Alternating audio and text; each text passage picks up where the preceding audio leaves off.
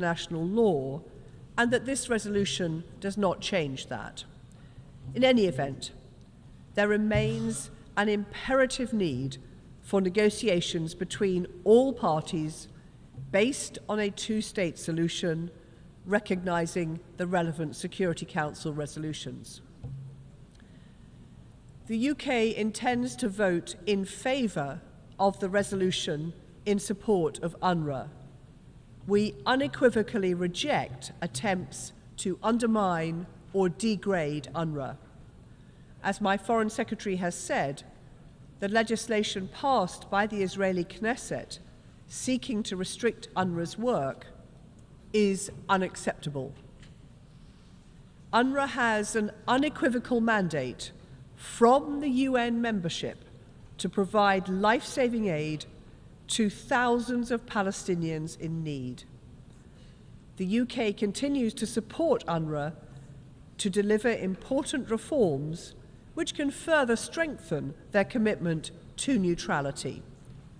As the occupying power, Israel has a responsibility to ensure Palestinians have basic services. UNRWA and UNRWA alone is equipped to deliver that. Today, my Prime Minister committed to an additional $16.5 million to UNRWA to support vital services for Palestinian refugees in the OPTs and the wider region.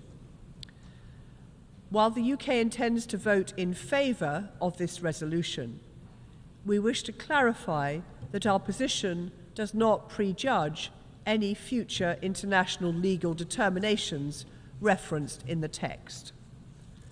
President, a ceasefire, the release of hostages now held for over 400 days, and urgent steps to address the humanitarian crisis are more critical than ever. We are working urgently with our partners to deliver on this and to give the people of Gaza and of Israel the prospect of a peaceful future that they deserve. I thank you. I thank the distinguished representative of the United Kingdom. I now give the floor to the distinguished representative of Norway.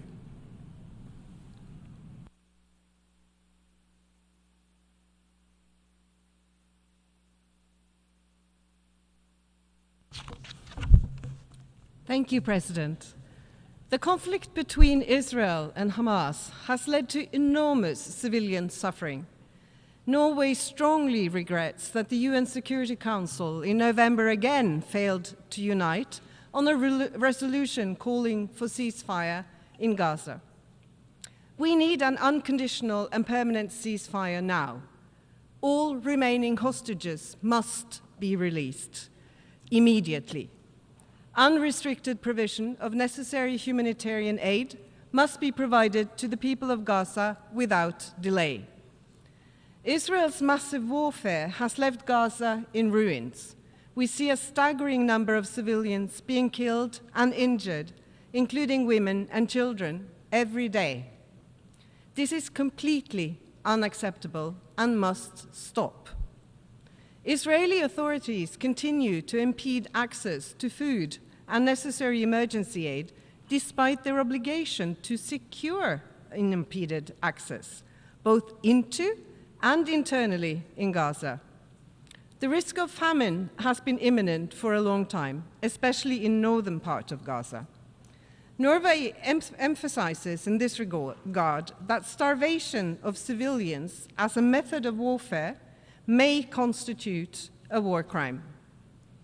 President, for more than 1 year, the Israeli government has systematically obstructed UNRWA, the backbone of the humanitarian response in Gaza, and other organizations providing aid in carrying out their work. The Knesset legislation adopted on 28 October aims to prevent UNRWA from working in Palestine, effectively crippling the key actor in the middle of a humanitarian catastrophe. Norway condemns these decisions and urges Israel to repeal them. Through these measures, Israel jeopardizes the lives of countless Palestinians, the stability of the region, and ultimately the security of both Israelis and Palestinians. On behalf of a cross-regional group of countries, Norway will put forward a draft resolution to the UN General Assembly requesting the International Court of Justice to give an advisory opinion on Israel's obligations to facilitate humanitarian assistance and other kinds of aid to the Palestinian population delivered by the UN, international organizations, and state. And in fact, this resolution is being uploaded to e-delegate as I speak, and I invite you to co-sponsor it. Because no country is exempt from its international legal obligations. No country is above the law. If we, the international community, do not stand up against those who deliberately undermine international law, we are heading down a very dangerous path. We continue to remind Israel of their obligations under international law, including the provisional measures imposed by the ICJ. President, in September here in New York, Saudi Arabia, the EU, and Norway launched a global alliance for the implementation of the two-state solution. The best way to bring about peace, stability, and security for Israel, for Palestine, and for the region is through the realization of the Palestinian state and the two-state solution. Lately, members of the Israeli government have openly been calling for applying sovereignty in the West Bank, a clear step towards illegal annexation. Norway condemns any action and rhetoric aimed at impeding the full realization of the Palestinian state and the two-state solution, including any attempt at demographic or territorial change in the Gaza Strip. Let us commit to taking concrete and irreversible steps towards a two-state solution. And for the record, Norway will support the two resolution put forward today, and I thank you. I thank the distinguished representative of Norway. I now give the floor to the distinguished representative of the Democratic People's Republic of Korea.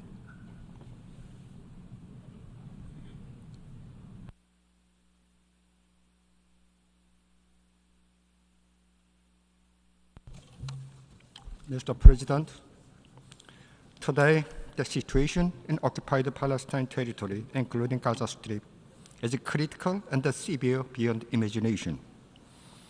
Since beginning of the genocidal attack, over 44,000 Palestinians, particularly women and children, have been killed. An unprecedented humanitarian crisis is taking place due to vast destruction of homes, school, hospital, spread of disease, forced displacement, and mass detention. We express deep condolence to the Palestinian victims of the Israel genocide and their bereaved family, and condemned in strongest terms of genocidal attack of Israel in occupied Palestinian territory in flagrant violation of the UN Charter and international law. It is imperative for international community to put an end urgently Israel's decade-long illegal occupation of Palestinian territory and redouble its efforts to immediately advance process of accountability for all war crimes committed by Israel against the people of Palestine and the other nationalities. Mr. President, the international community has made tireless efforts for several decades to put an end to Israel's illegal occupation and realize inalienable rights of Palestinian people. However, the fair and just solution to Palestinian issue remains deadlocked, and the situation in occupied Palestinian territory and the rest of the Middle East region is increasingly becoming aggravated. It is entirely attributable to the unilateral and hegemonic policy and double standard of the United States, which has connived at and patronized Israeli illegal territorial expansion. As is widely known, since outbreak of the Gaza crisis, the United States has persistently provided Israel with a huge amount of the military, financial, and logistical support, thus giving green light to mass atrocities of Israel. Worse still, the United States cast vetoed 6 times at the Security Council on the draft resolutions calling for immediate, permanent, and unconditional ceasefire in Gaza Strip. Such United States unilateral and shameful approach is adding fuel to the already aggravated situation, which triggered surge indignation and condemnation from the international community. The above fact clearly proves that it is none other than the United States that desperately obstruct the peaceful settlement of a Palestinian issue eagerly aspired by the international community. As long as the United States continues to resort to biased and double-dealing behavior of patronizing and backing Israel's act of territorial extortion and mass killings, peace and stability can never settle down in the Middle East. The international community should resolutely denounce and reject the unilateral and double-standard moves of the United States to aggravate the situation of the region. It should take a decisive step to frustrate such United States moves through advanced solidarity and concerted actions.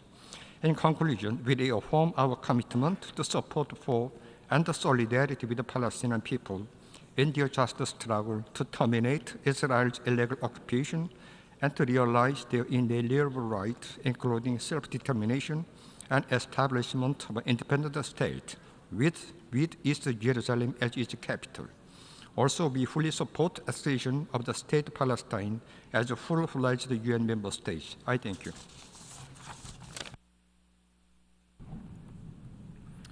I thank the distinguished representative of the Democratic People's Republic of Korea. I now give the floor to the distinguished representative of Zimbabwe.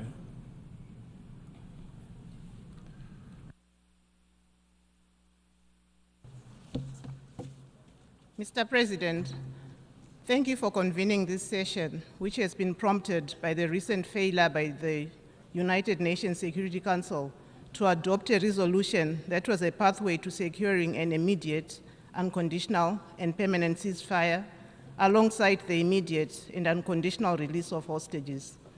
Furthermore, the resolution would have laid the foundation for addressing the humanitarian crisis in Gaza. Mr. President, over the years, we have witnessed a growing number of vetoes on resolutions concerning the question of Palestine. Each successive veto has perpetuated the conflict, prolonged civilian suffering, and diminished the prospects for a just and lasting peace. These vetoes are preventing the Security Council from responding timely to the crisis in Gaza, thereby undermining the Council's credibility and effectiveness. This underscores the urgent need for Security Council reform to ensure that this principal organ of the United Nations can address global challenges impartially. Mr. President, last week, the permanent observer of the State of Palestine delivered a harrowing account of the situation in Gaza. More than 44,000 Palestinians have lost their lives since 7 October 2023, the majority of whom are women and children. More than 300 United Nations and humanitarian staff operating in Gaza have also lost their lives as a result of this unjust conflict. Furthermore, humanitarian efforts are being hampered as aid agencies are failing to deliver critical supplies of food and medicine. At the same time, the operations of UNRWA, which is providing life-saving services to the Palestinians across the Middle East, are being threatened by the recently adopted Israeli legislation. UNRWA must be allowed to carry out its vital work without interruption or politicization. Mr. President, my delegation recalls the various Security Council resolutions that have already been adopted, including Resolution 2735, and calls for their full implementation. The full implementation of these binding resolutions will affirm the Palestinians' rights to self-determination, alleviate the humanitarian crisis, end the occupation, promote regional stability, unlock the economic potential in Palestine, and reaffirm our commitment to international law, human rights, and the UN Charter. Mr. President, as I conclude, my delegation reaffirms its unwavering solidarity with the Palestinian people and its commitment to their right to self-determination, peace, and dignity. I thank you. I thank the distinguished representative of Zimbabwe. I now give the floor to the distinguished representative of Sierra Leone.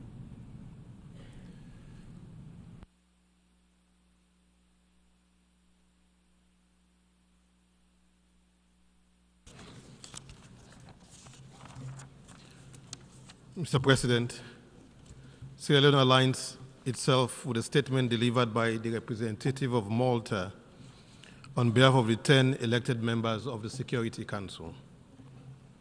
We recall the Security Council's meeting on 20th November 2024 under the agenda item, the situation in the Middle East, including the Palestine question, where we considered a draft resolution calling for a ceasefire in the Gaza Strip.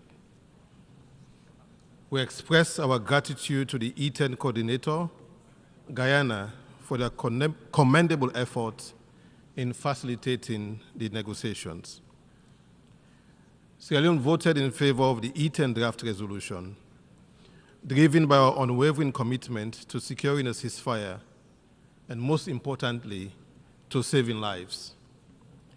We deeply regret that the resolution was not adopted, despite 14 members of the Council, an overwhelming majority voting in favor.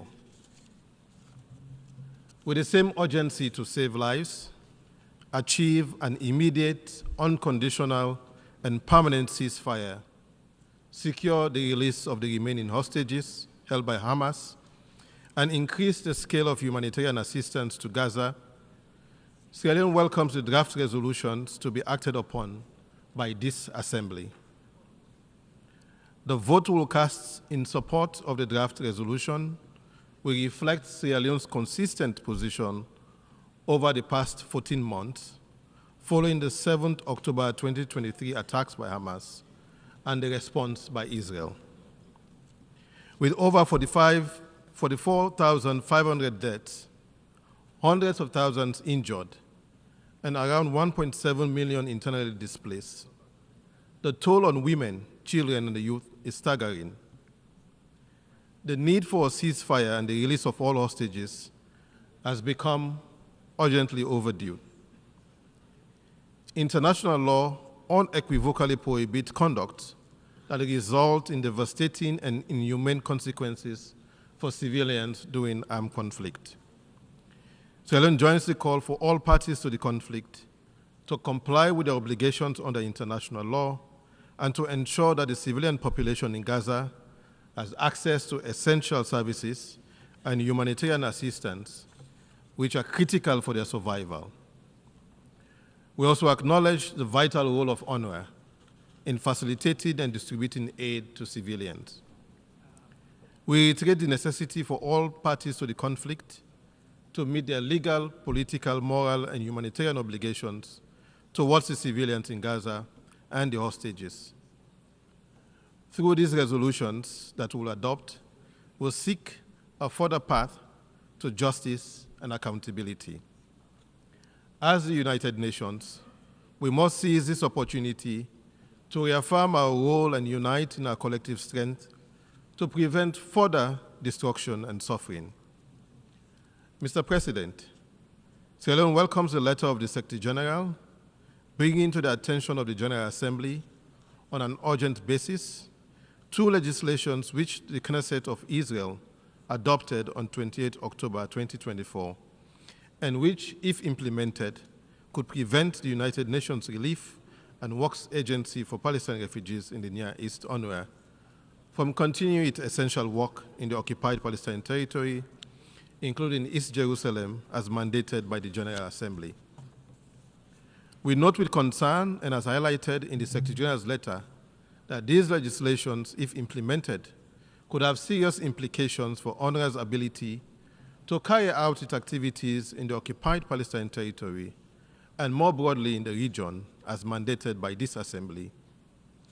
In that vein, we reiterate the Secretary General's assessment that UNRWA is the principal means by which essential assistance is delivered to Palestinian refugees in the occupied Palestinian territory, and there is no realistic alternative to UNRWA that could adequately provide the services and assistance required, whether it be other United Nations entity, other international organizations, or any other entity. The cessation of or restrictions on its activities will leave Palestinians without the essential assistance they require. In closing, let me remember all humanitarian workers who have made the ultimate sacrifice and those serving selflessly in Gaza and the region under extreme conditions to provide critical assistance to those in need. We reiterate our full support to UNRWA and recognize the agency's essential role in delivering life-saving humanitarian support to the Palestinian people. And I thank you.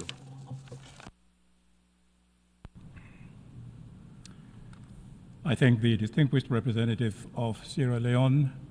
I now give the floor to the distinguished representative of Angola.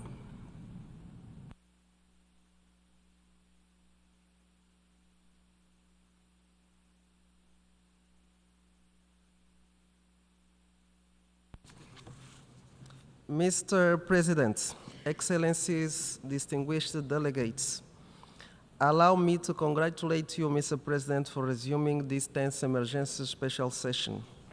Angola aligns itself with the statement delivered by Uganda on behalf of non-aligned movements.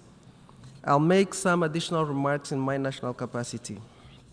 Mr. President, the resumption of this emergency special session takes place in a very challenging time and complex context, particularly due to the strategic concerns and regional implications in the political and diplomatic environment in the Middle East, and the grave deterioration of the humanitarian and security situation in the Gaza Strip. While we meet at this emergency special session, millions of civilians are suffering and dying every day. In this conflict, there are no winners.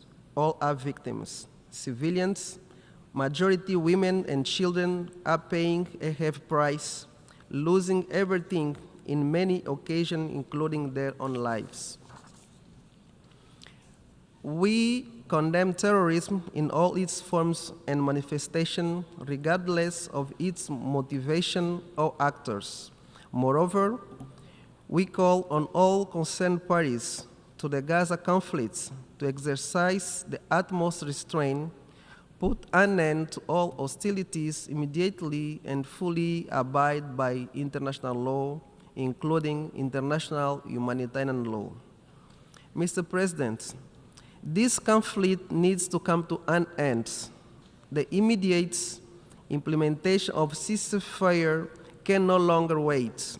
Full and unlimited humanitarian assistance must be granted. All hostages must be released unconditionally.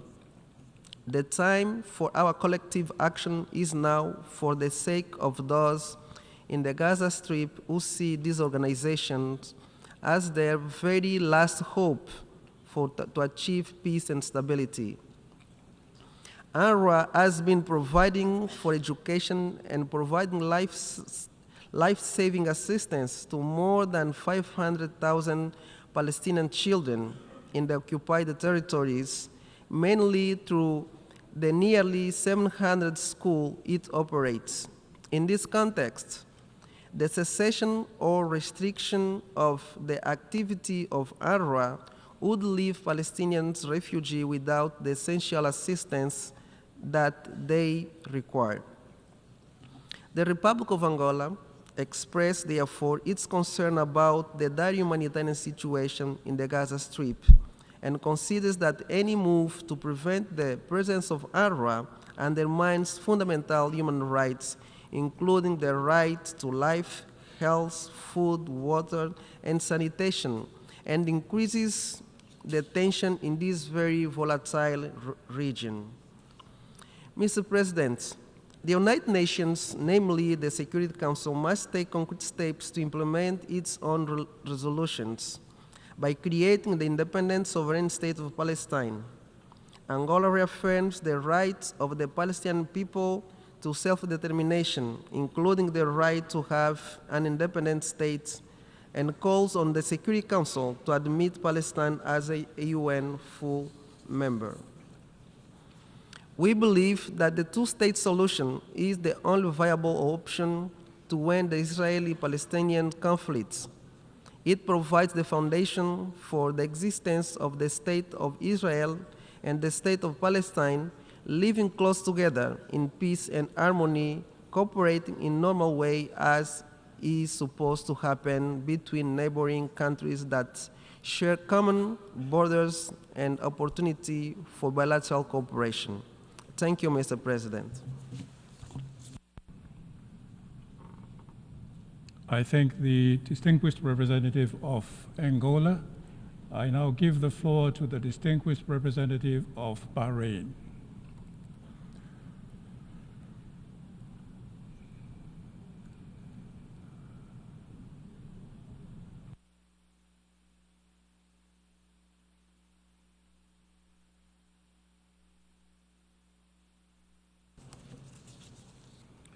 سيد الرئيس، أود بداية أن أشكركم على استئناف أعمال الدورة الاستثنائية الطارئة العاشرة للجمعية العامة، وأضم صوتي إلى البيانات التي ألقيت باسم دول مجلس التعاون لدول الخليج العربية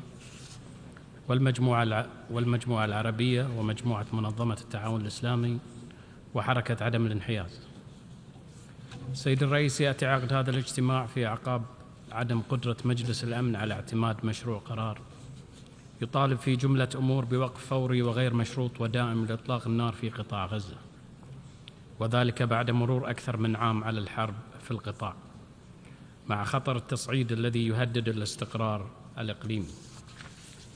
وفي ظل استمرار تدهور الوضع الإنساني الكارثي غير المسبوق في القطاع، تجدد مملكة البحرين دعوتها إلى الوقف الفوري لإطلاق النار والسماح بدخول المساعدات الإنسانية العاجلة إلى قطاع غزة دون قيد أو شرط للتخفيف من المعاناة الكبيرة التي يعيشها أهالي القطاع.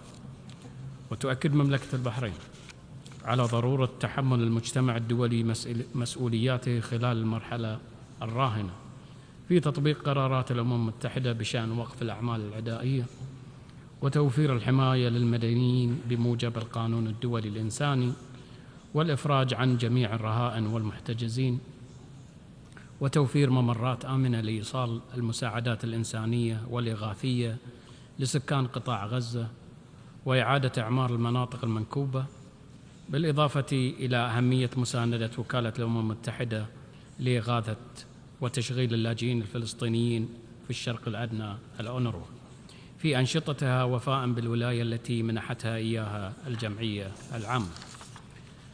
سيد الرئيس، تجدد مملكة البحرين موقفها الثابت والداعي إلى تغليب الحوار والسبل السلمية من أجل إحلال السلام العادل والشامل والدائم في منطقة الشرق الأوسط، بما في ذلك وقف إطلاق النار في قطاع غزة وحل القضية الفلسطينية على أساس حل الدولتين وفقا لقواعد القانون الدولي وقرارات الشرعية الدولية. وفي هذا السياق أطلقت مملكة البحرين خلال القمة العربية 33 مبادرات من شأنها أن تسهم في خدمة القضايا الجوهرية لاستقرار المنطقة وتنميتها، خاصة الدعوة إلى عقد مؤتمر دولي للسلام في الشرق الأوسط، إلى جانب دعم الاعتراف الكامل بدولة فلسطين وقبول عضويتها في الأمم المتحدة. كما تدعم مملكة البحرين التحالف الدولي لتنفيذ حل الدولتين برئاسة المملكة العربية السعودية الشقيقة.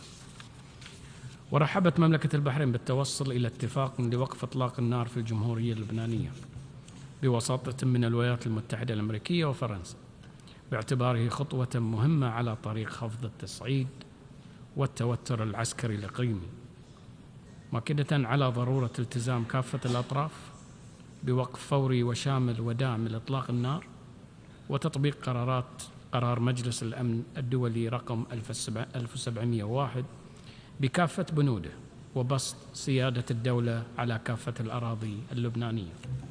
وختاما السيد الرئيس، تعيد مملكة البحرين التأكيد على ضرورة تبني مسار موثوق لا رجعة فيه لقيام دولة فلسطينية مستقلة ذات سيادة على حدود 4 يونيو 1967 وعاصمتها القدس الشرقية، وستواصل المملكة دعمها لكافة الجهود الرامية إلى تحقيق السلام الشامل والدائم الذي يضمن الأمن والازدهار لجميع دول المنطقة. وشكرا. I thank the distinguished representative of Bahrain. I now give the floor to the distinguished representative of San Marino.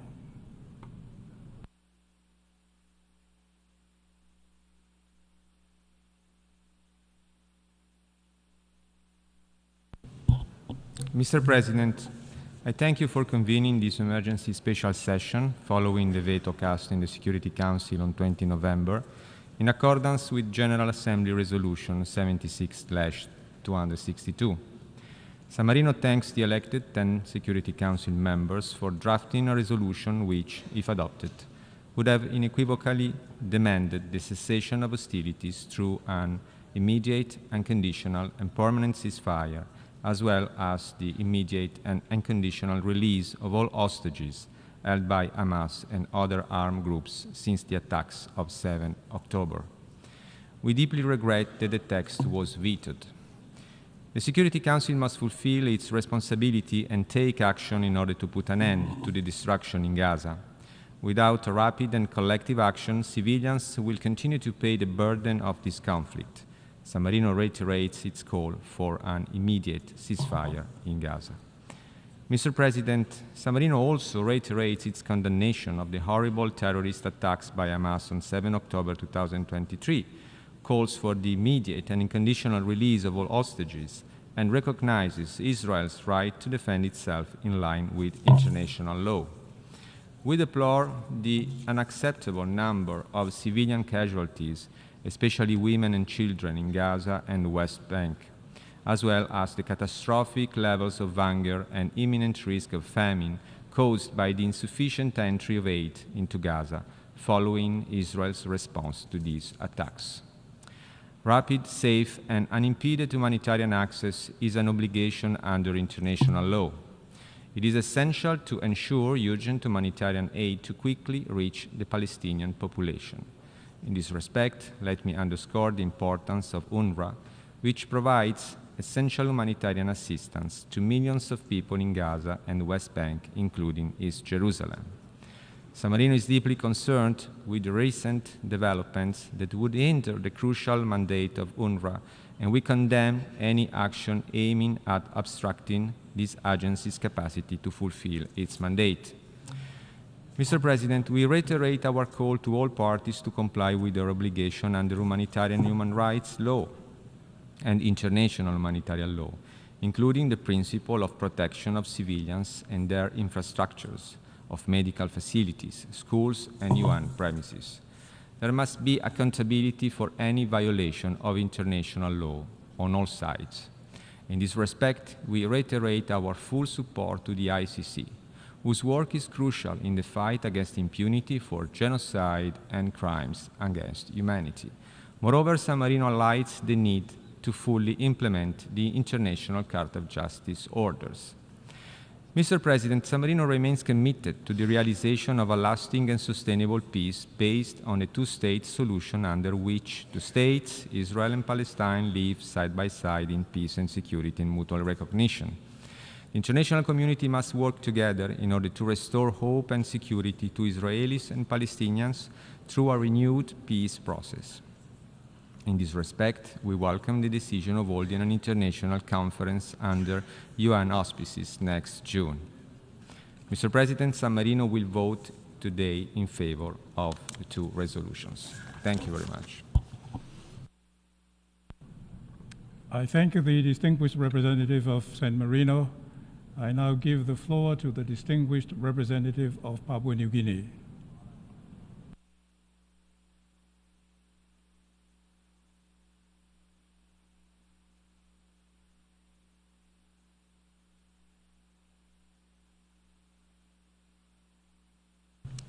Mr. President, the spotlight in the General Assembly on the Security Council's mandate continues apace, and rightly so, given the importance of the Council's members to step up to the plate to honor their commitment and obligations to serve the cause of peace and security for all of humanity.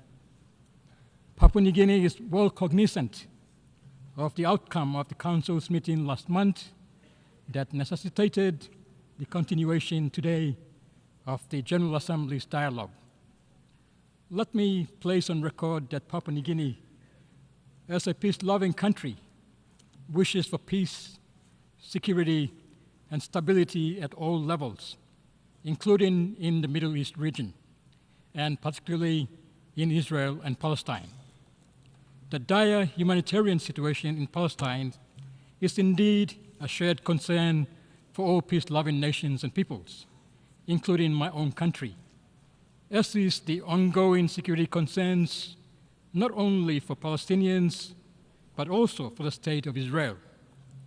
Papua New Guinea notes that all lives matter and needs to be respected and requires an environment of peace and security. Any lasting peace and security for the Israeli-Palestinian situation requires genuine and mutually respectful direct dialogue on all relevant issues by all parties concerned, particularly the Israelis and Palestinians. This includes Israel's right to self-defense as permitted under international law. In our view, rhetoric from any parties that incites harmful emotive tensions must be avoided, as this is unhelpful for finding the much-needed pathway for peace and security to take root. Mr. President, the most recent matter of an American hostage held by Hamas is strongly deplored and condemned. We renew our call on those holding the hostages from Israel and several other countries to release them without any preconditions and without any further delay. The ceasefire call without the release of all the hostages is unhelpful to the situation. In closing, Mr. President, Papua New Guinea wishes to place on record that though we are a member of the non-aligned movement, we disassociate ourselves from the NAM statement delivered by the delegation of Uganda as the chair of the Coordinating Bureau of the non-aligned movement and the associated co-sponsorship of today's proceedings. We do so because elements contained therein are inconsistent with our national position on the issues raised in the statement and co-sponsorship of this meeting. I thank you, Mr. President. I thank the distinguished representative of Papua New Guinea. I now give the floor to the distinguished representative of Lesotho.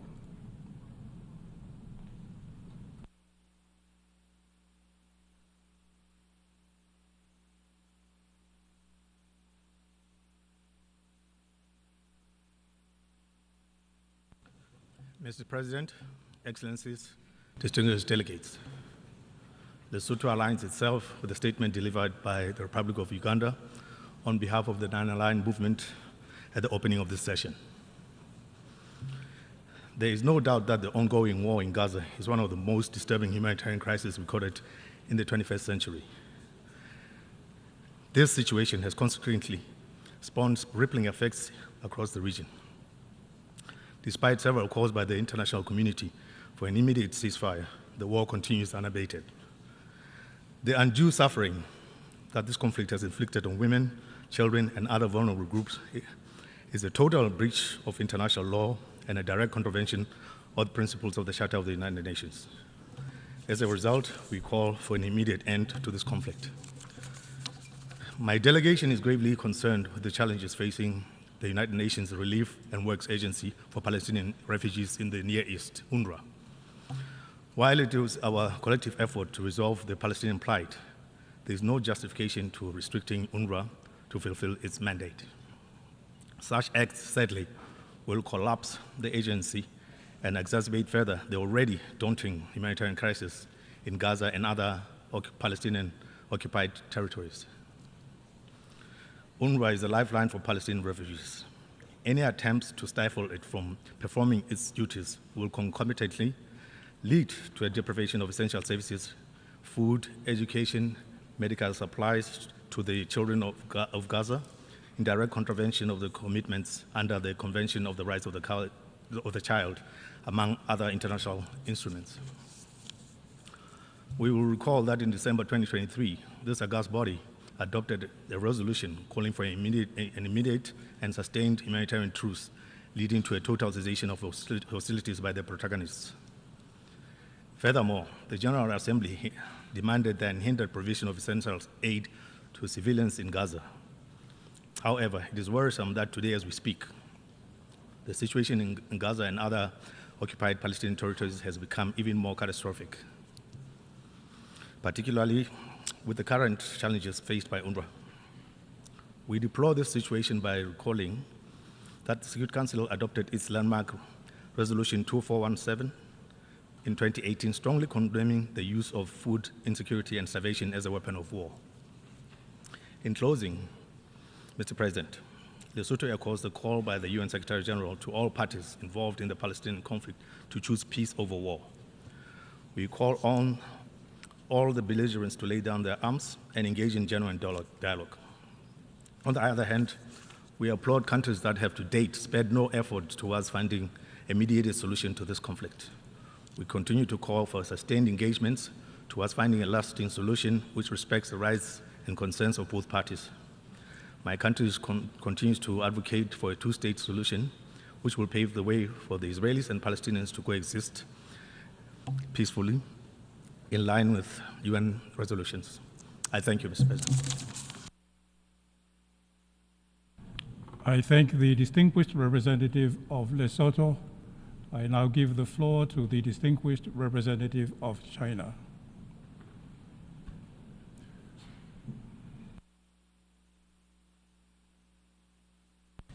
主席，我们今天在这座大厅里举行紧急特别联大，是由于美国一再独家行使否决，导致安理会陷于瘫痪，始终不能采取必要行动推动加沙停火。美国在巴勒斯坦问题上滥用否决权，完全没有正当理由。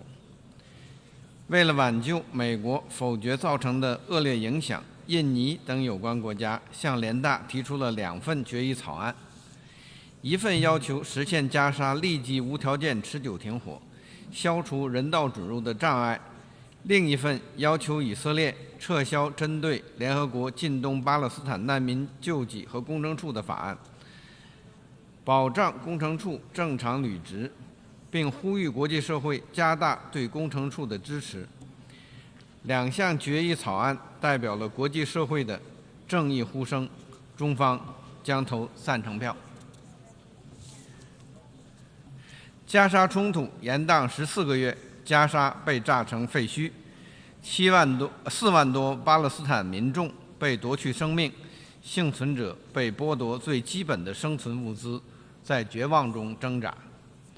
在这场空前的灾难中，我们看到无差别的狂轰滥炸和对平民生命的漠视达到了骇人听闻的程度。我们看到个别国家对盟友的纵容和袒护达到了毫无底线的程度。我们看到国际法的选择性适用和双重标准达到了前所未有的程度。人们不禁要问，难道联合国成立80年来所确立的规则和体系完全不重要、不管用了吗？难道世界要回到丛林时代吗？我们的回答是，世界不能回到丛林时代，不能让丛林法则成为新常态。我们必须推动实现加沙立即无条件停火。停火是拯救生命、恢复和平的前提，把停火问题同其他问题挂钩，甚至反过来为停火设置前提条件，实际上就是为延续战争开绿灯，就是纵容继续杀戮。我们必须维护国际法的权威，履行国际法义务，不允许例外。以色列作为占领方，必须承担国际人道法义务，切实消除一切人道准入障碍，保证物资在加沙全境有效分发，保障人道机构和人道人员安全。我们特别要支持保障联合国近东巴勒斯坦难民救济和工程处正常开展工作。工程处是地区几百万巴勒斯坦难民的依托，更是加沙民众不可替代的生命线。我们敦促以色列停止对工程处等人道机构的打压限制。我们呼吁传统捐助方继续为工程处提供支持，不要参与对巴勒斯坦人民的集体惩罚。我们必须以最大的紧迫感重振两国方案，实现巴勒斯坦和以色列两个国家比邻而居，共享安全和发展是实现巴以和平的唯一出路。国际社会应该为落实两国方案加大支持，提供保障。当前既要帮助巴勒斯坦增强治理能力，支持巴勒斯坦通过内部协商就加沙的未来安排达成一致，同时要警惕并抵制侵蚀两国方案基础的单边行动，包括进一步扩大约旦河西岸定居点以及吞并西岸的企图。中方支持巴勒斯坦国成为联合国正式会员国，支持举行更大规模、更具权威、更有时效的国际和会，制定落实两国方案的时间表和路线图。中方将继续为早日平息战火、恢复地区和平、实现巴勒斯坦问题全面、公正、持久解决做出不懈努力。谢谢主席。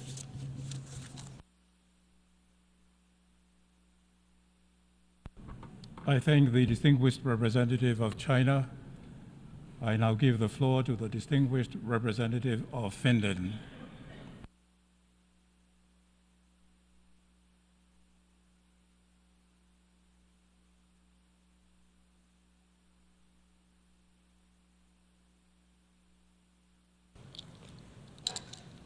Mr. President, Finland is deeply concerned about the catastrophic humanitarian situation in Gaza. The destruction is massive and the horrific civilian death toll is further increasing. The entire Palestinian population in northern Gaza is at imminent risk of dying from disease, famine, and violence. The disregard for human life must stop.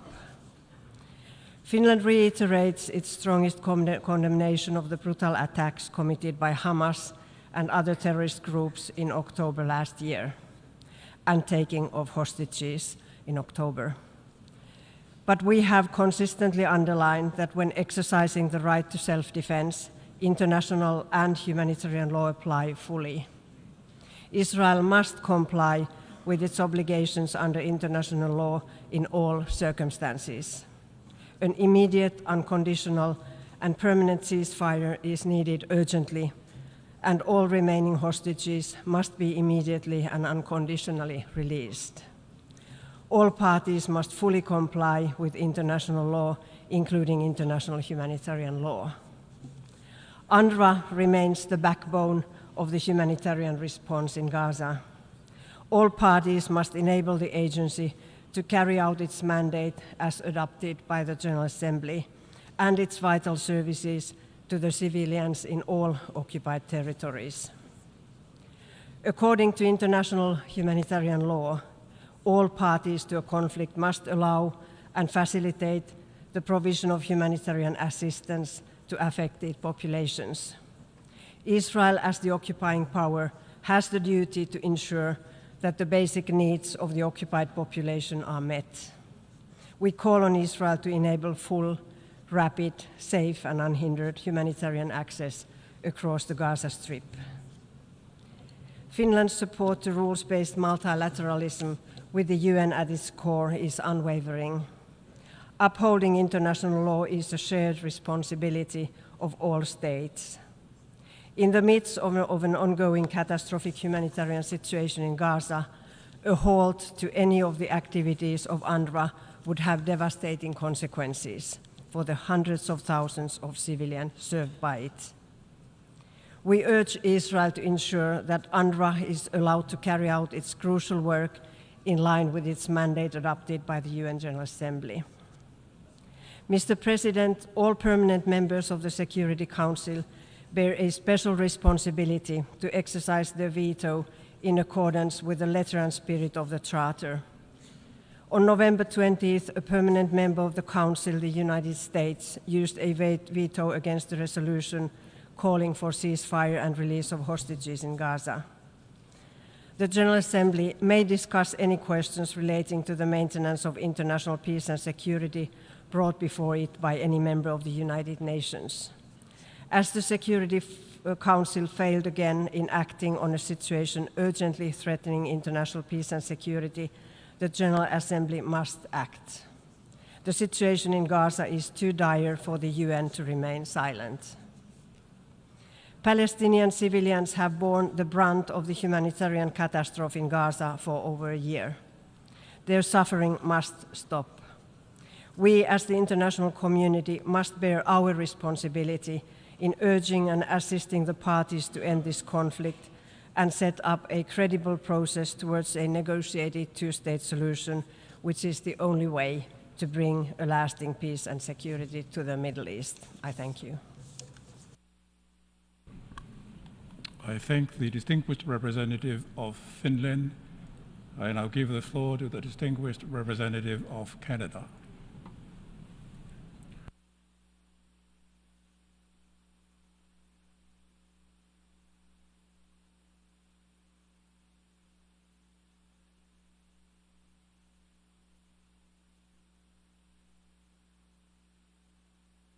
Président, la position du Canada sur les questions relatives au conflit israélo-palestinien est toujours guidée par notre engagement en faveur d'un cadre qui garantit au mieux la paix et la sécurité pour les Israéliens et les Palestiniens, ainsi que par nos obligations collectives de respecter le droit international.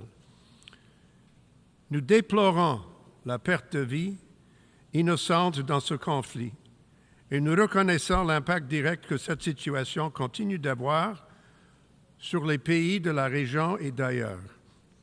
Tous les peuples, tous les pays ont été profondément traumatisés par cette terrible année de douleur, de perte et de souffrance. Nous devons tous prendre conscience des mesures qui sont essentielles pour établir une paix durable.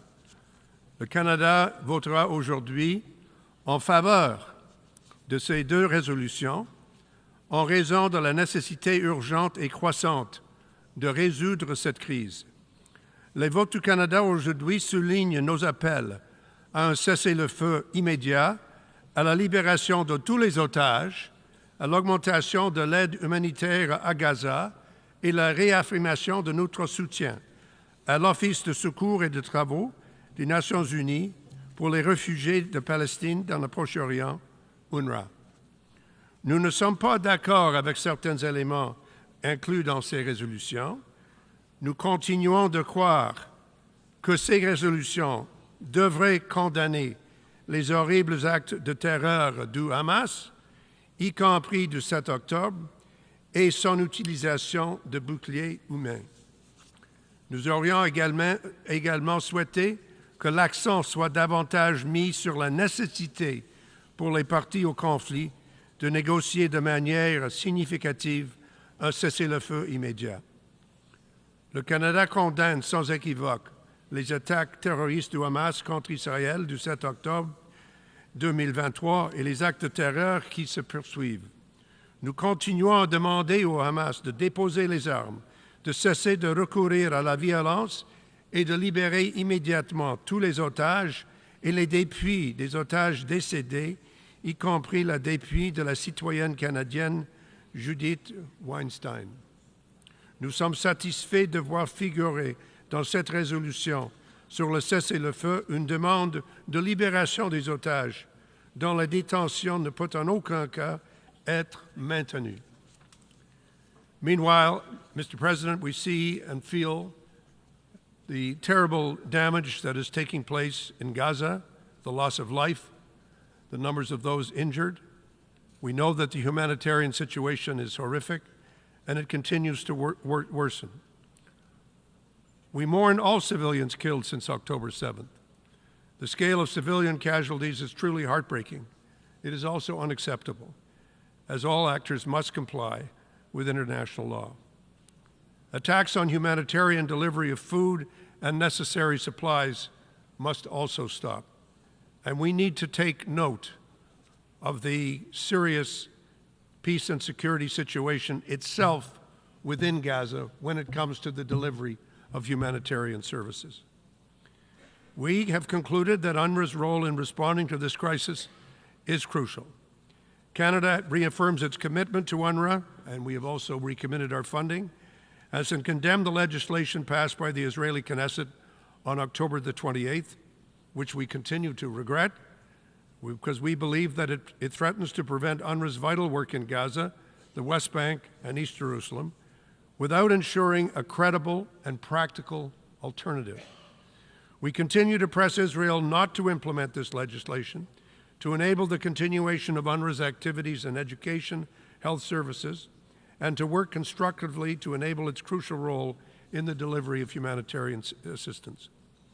UNRWA's efforts to address allegations against its staff and its willingness to pursue and implement reform of internal processes in line with the independent review of April 2024, led by Catherine Colonna, on UNRWA neutrality, these efforts must continue. We call on UNRWA to continue its path of reform as a priority, demonstrating its commitment to the principle of neutrality, and ensure that its activities remain entirely in line with its humanitarian mandate. Canada will continue to actively monitor and support this process of reform and implementation of the Kelowna recommendations. We would ask that anyone and any country with additional information or evidence share this in an open and transparent manner so that it can be dealt with in a proper fashion. Let us be clear that Canada remains opposed to the disproportionate singling out of Israel alone for criticism.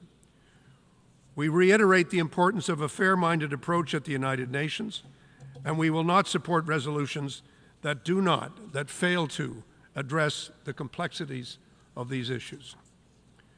The Assembly's work in recent months on the issue of the Israeli-Palestinian conflict is a reminder to all of us that in line with the Charter, discussion of such complex issues is not, in fact, reserved entirely for the Security Council.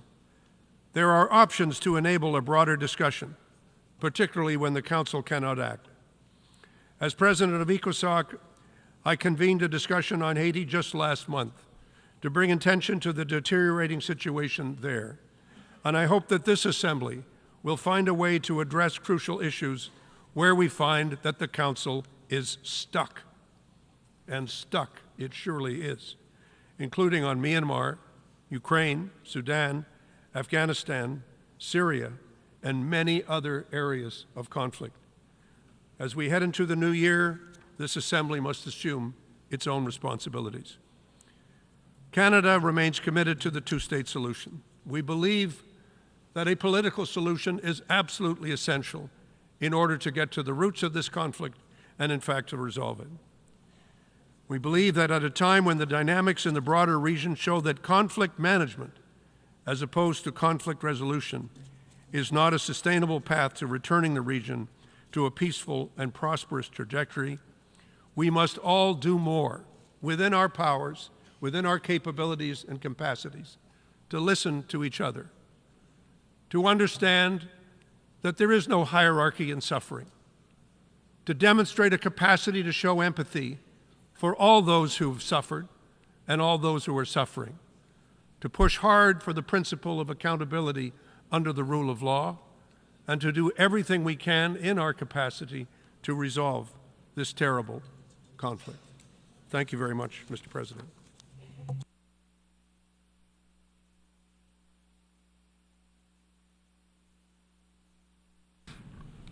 I thank the distinguished representative of Canada. We have heard the last speaker in the debate on this item. The General Assembly has thus concluded the stage of its consideration of Agenda Item 5.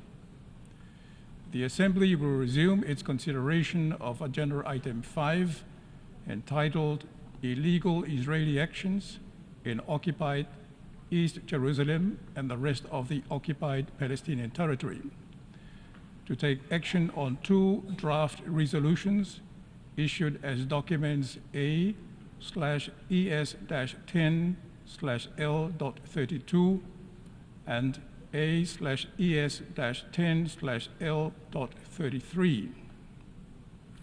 I give the floor to the distinguished representative of Ireland to introduce Draft Resolution A/ES-10/L.32.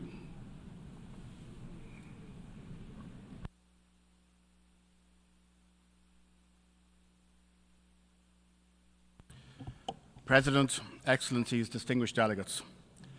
It is an honour for Ireland to introduce a draft resolution entitled Support for the Mandate of the United Nations Relief and Works Agency for Palestine Refugees in the Near East, UNRWA, as contained in document L32, which has been submitted to the General Assembly for adoption in this resumed 10th Emergency Special Session.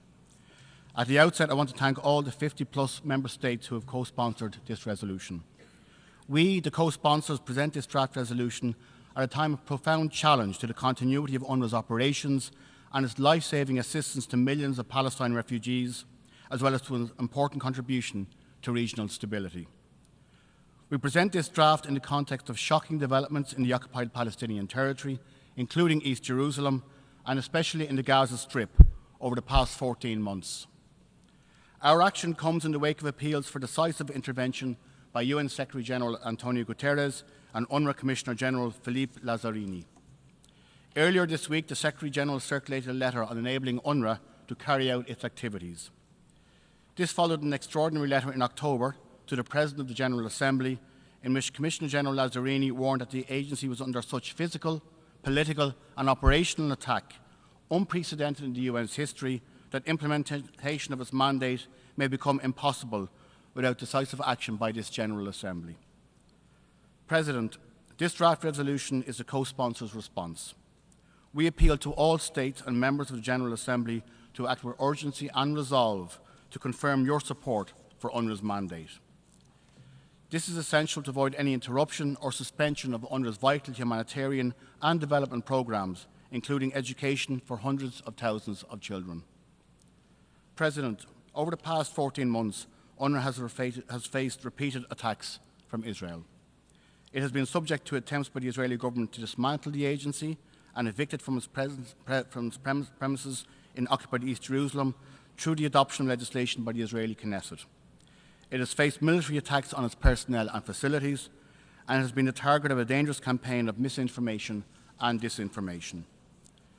Commissioner-General Lazzarini warned in stark terms that the risk of the agency's collapse threatens the lives and the futures of individuals and communities, the stability of the region, and the integrity of our multilateral system.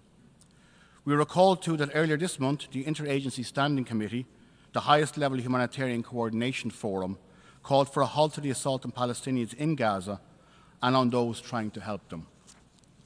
The committee warned of the disastrous impact of Israel's legislation against UNRWA, stating that, if implemented, such measures would be a catastrophe for the humanitarian response in Gaza, would be diametrically opposed to the UN Charter, and would have potentially dire impacts on the human rights of the millions of Palestinians depending on UNRWA's assistance, in violation of Israel's obligations under international law. They further outlined that there is no alternative to UNRWA. We echo their urgent warnings today. We underscore UNRWA's essential and irreplaceable role as unequivocally reaffirmed in the shared commitments on UNRWA launched in July of this year. UNRWA's mandate is an integral part of the UN's long-standing responsibility on the question of Palestine. It will remain so until a just solution is found, including for the plight of the Palestine refugees in line with Resolution 1943. It must be given the necessary political and financial support, including sustained and predictable funding, to ensure the continuity of its operations in Jordan, Lebanon, Syria, and the occupied Palestinian territory, including East Jerusalem, without interruption or impediment, in accordance with the mandate conferred by this Assembly. We call on Israel not to implement the recent legislation against UNRWA and to cease all attempts to interfere, obstruct, undermine, dismantle, or spread misinformation or disinformation about the agency. Israel must respect the agency's privileges and immunities as a UN entity, and it must fulfill its international legal obligations, including under international humanitarian law. President, we pay tribute to UNRWA staff for their dedicated service, even in the most dire conditions and at great personal danger to their own lives. We express our condolences to the families, friends and colleagues of the 252 UNRWA staff members tragically killed over the past year in the occupied Palestinian territory, the overwhelming majority in Gaza. This is the highest number of casualties suffered by humanitarians and by the UN in any conflict since the organisation's establishment, and we stress the imperative of ensuring accountability. We commend UNRWA's Commissioner General for his leadership and his staff for their tireless efforts to deliver on UNRWA's mandate and their commitment to uphold the humanitarian principles of neutrality, independence, impartiality and humanity, and to fully implement the recommendations of the Colonna report. The General Assembly must act swiftly to safeguard the mandate of UNRWA to ensure the well-being, development and protection of Palestine refugees in all 5 fields of operation, and to sustain its long-term investment in peace, pending the achievement of a just solution, including for the plight of the Palestine refugees. We must redouble our efforts to support the agency and to prevent any further obstruction of its indispensable and life-saving assistance in the face of the catastrophic situation in Gaza. The refugee population has suffered repeat dispossession, displacement and trauma for decades. UNRWA is indispensable to civilians facing military attack, hunger, disease, poverty, loss of learning and livelihoods, denial of humanitarian access, mass forced displacement and mass destruction of civilian infrastructure. It simply must be protected. We must act swiftly to ensure the protection of the Palestinian civilian population, including by ensuring the provision of immediate, unimpeded humanitarian access at scale throughout Gaza, with UNRWA playing its indispensable humanitarian role and serving as the backbone of the UN humanitarian delivery system. We must act now in line with our collective obligations under international law, including humanitarian and human rights law, to preserve UNRWA, a lifeline for the well-being, sustenance, hope and dignity of millions of refugees and displaced civilians. We must also make every effort to make a just and peaceful resolution of the Palestine question in all its aspects a reality, in accordance with international law and relevant UN resolutions. In closing, President, on behalf of the co-sponsors, Ireland calls on all states and members of the General Assembly to vote in favour of the draft resolution contained in document L32. We express our deep appreciation in advance to all delegations upholding their international legal obligations and rising to the historic responsibility we must all bear at this time of grave, grave crisis. I thank you, President. I thank the distinguished representative of Ireland. I give the floor to the distinguished representative of Indonesia to introduce draft resolution A/ES-10/L.33.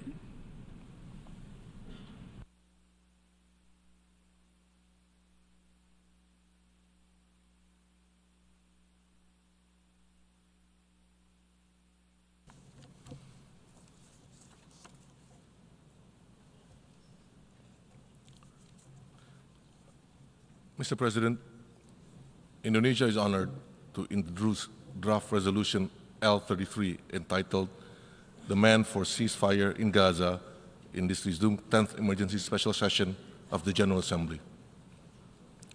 This resolution presented amid an unprecedented and devastating crisis on the Palestinian people in the occupied Palestinian territories, including East Jerusalem, and particularly in the Gaza Strip.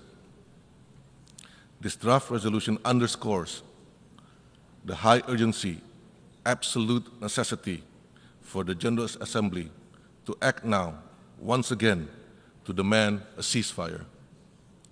We should not let the international community to fail again to act swiftly and responsibly.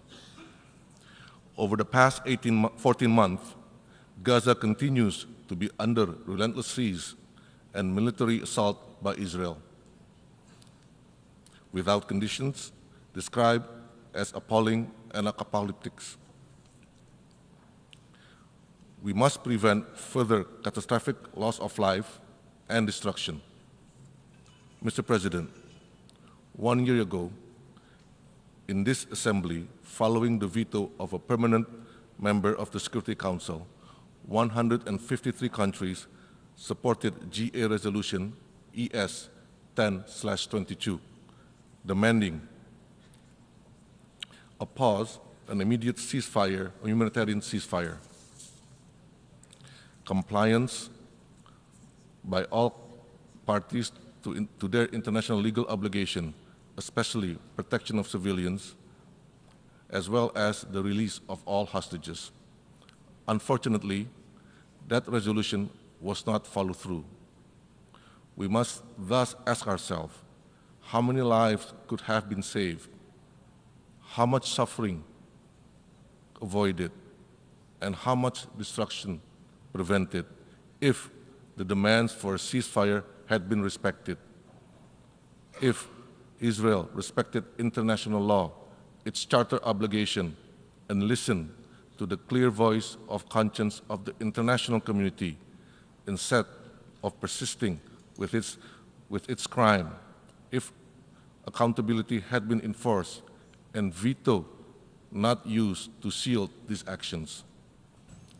It is time to change the trajectory, to save 2 million children, women, and men in Gaza, alleviate their suffering, and provide them with immediate assistance, relief, and hope. Accountability and justice must be pursued, and a path towards peace must be chartered.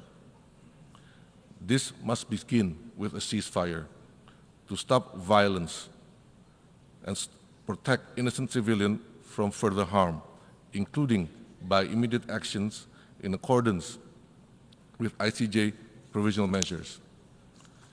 Mr. President, today, as the casualty has tragically surpassed 150,000 Palestinians, 70% of whom are children and women, and with over 1.9 million Gazans displaced under inhumane conditions, deprived of essentials of life. We return to this General Assembly with an urgent appeal for collective action. We cannot remain silent in the face of this abhorrent situation.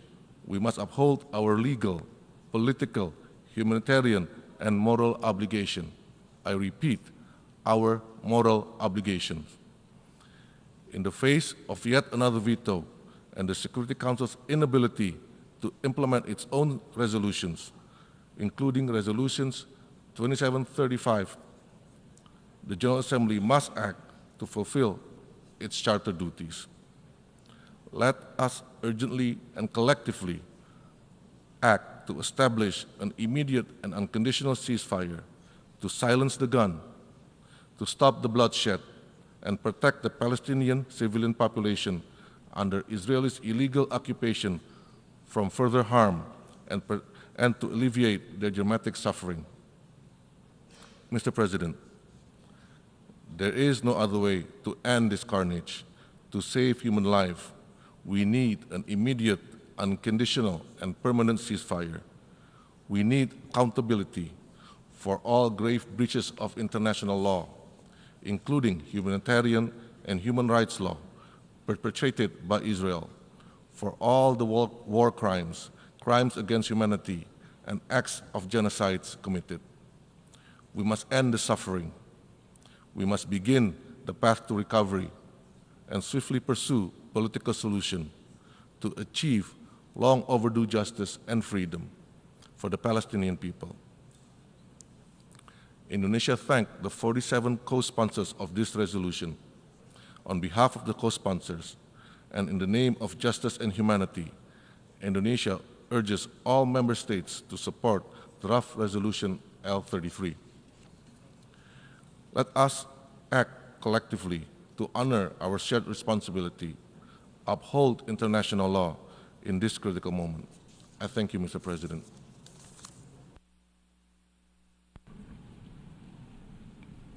I thank the distinguished representative of Indonesia. We shall now proceed to consider draft resolutions A/ES-10/L.32 and A/ES-10/L.33. I give the floor to the representative of the Secretariat. Thank you, Mr. President. The President's statement concerning draft resolution L33 is made in the context of Rule 153 of the Rules of Procedure of the General Assembly. The President's statement has been also distributed to Member States. Under the terms of OP 7, 9, and 10, the General Assembly would stress the need for accountability and request the Secretary General in this regard to present in the written assessment regarding the implementation of the present resolution and in coordination with the High Commissioner for Human Rights, proposals on how the United Nations could help advance accountability through existing mechanisms and through the establishment of new mechanisms based on its experience in other situations. Request a written assessment from the Secretary General on the implementation of this resolution within 3 weeks of its adoption, and further request the Secretary General to submit a comprehensive written report within 60 days of the adoption of this resolution, which should include a needs assessment for Gaza in the short, medium, and long term, an elaboration of the humanitarian, social, and economic consequences of the conflict in Gaza, and an overview of the work of different parts of the United Nations system relevant to Gaza, along with the recommendations on how to strengthen coordination across these parts. The requests contained in OP 7, 9, and 10 of the draft resolution would entail 2 pre-session documents with a total word count of 13,000 words in all 6 official languages in 2025. This would constitute an addition to the documentation workload for the Department for General Assembly and Conference Management in 2025, and the related non-recurrent resources requirements are estimated at $37,500. However, the department will make every effort to implement the request within its existing capacities. Accordingly, should the General Assembly adopt draft resolution A/ES-10/L33, no additional requirements would arise under the program budget for 2025. Thank you, Mr. President. I thank the representative of the Secretariat. For your information, the draft resolutions have closed for e-sponsorship. I now give the floor to the representative of the Secretariat. Thank you, Mr. President. I will address additional co-sponsors for both L32 and L33. First, L32. Since the submission of the draft resolution, and in addition to the delegations listed on the L document, the foreign countries have also become co-sponsors of L32. Bahrain, Bangladesh, Belize, the plurinational state of Bolivia, Brazil, Brunei Darussalam, Chile, Colombia, Cuba, Democratic People's Republic of Korea, Djibouti, Guyana, Honduras, Iraq, Ireland, Libya, Luxembourg, Maldives, Mauritania, Morocco, Namibia, Nicaragua, Norway, Oman, Pakistan, Portugal, St. Lucia, St. Vincent and the Grenadines, Saudi Arabia, Senegal, Slovenia, Somalia, South Africa, Spain, Trinidad and Tobago, Tunisia, Turkey, United Arab Emirates, the Bolivarian Republic of Venezuela, and Yemen. If any other countries wish to co-sponsor L32, please signify by pressing the microphone button now. I see Gambia, St. Kitts and Nevis, Nigeria, Somalia, although Somalia's name was already read out as an additional co-sponsor, United Republic of Tanzania.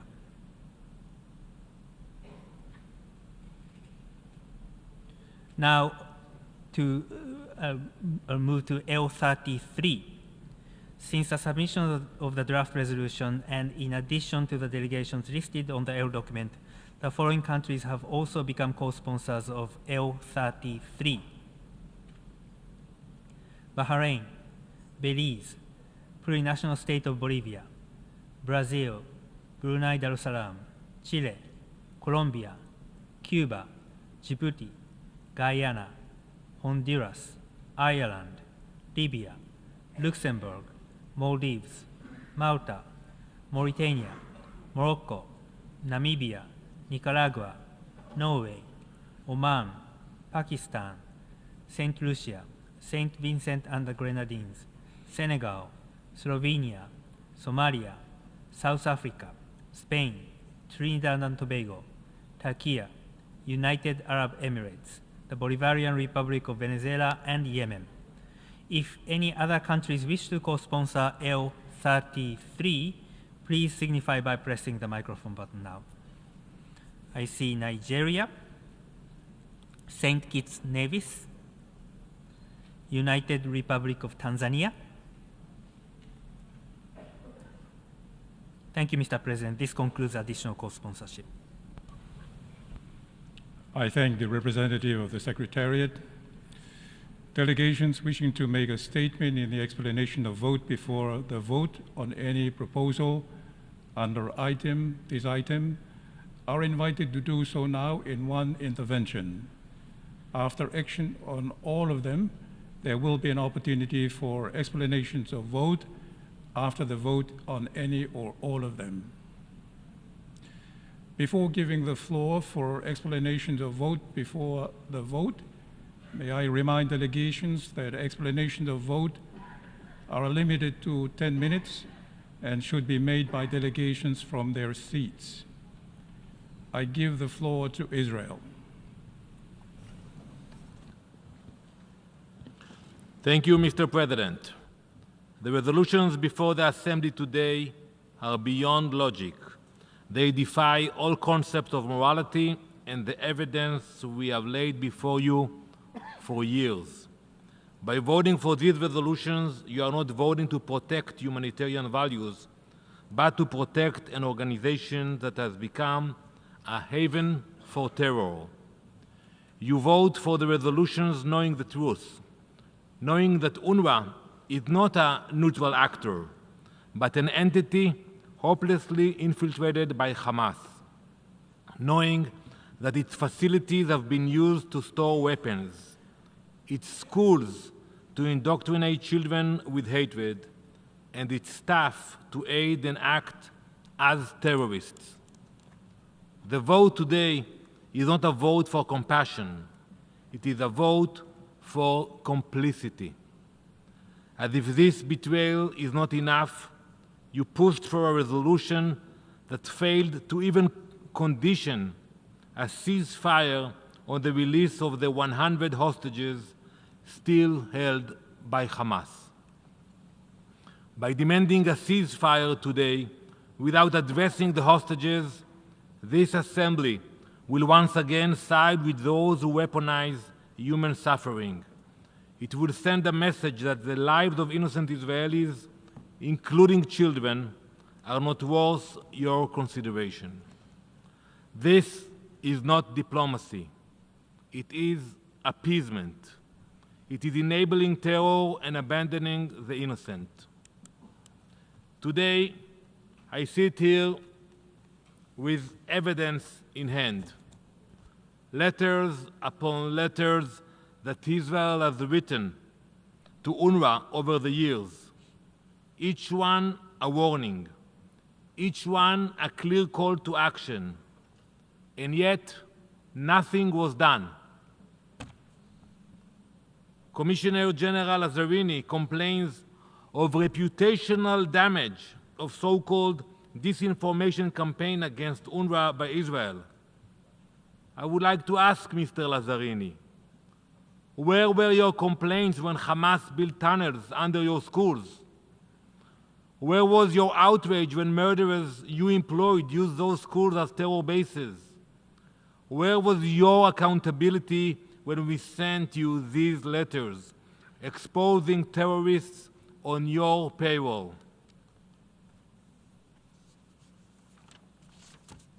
In my hand is a letter written in November 2003, 21 years ago, in which we warned about terrorists hiding, meeting, and even training in UNRWA facilities. UNRWA did not act.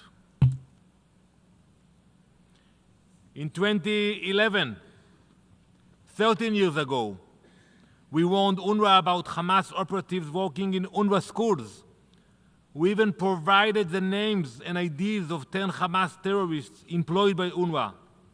Nothing was done. In fact, the last name on this list, Najee Salam Abu Aziz, was an UNRWA principal, believe it or not. Of course, no action was taken against him. In the meantime, this year, he allowed his school to be used as a launch pad for anti-tank missiles by his fellow Hamas terrorists.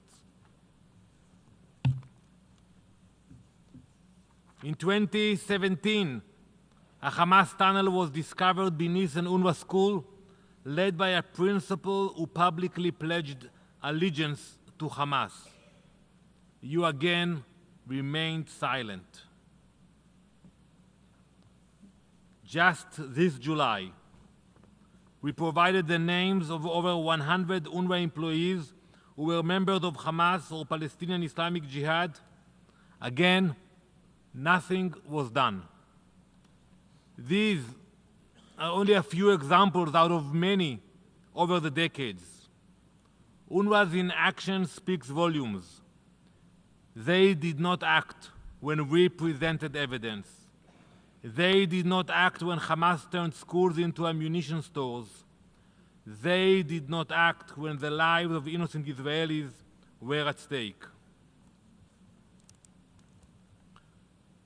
Now, the New York Times has recently confirmed what we have long known, and I urge you all to read this article in the New York Times. Hamas has infiltrated UNRWA at every level. It is simply a documented fact.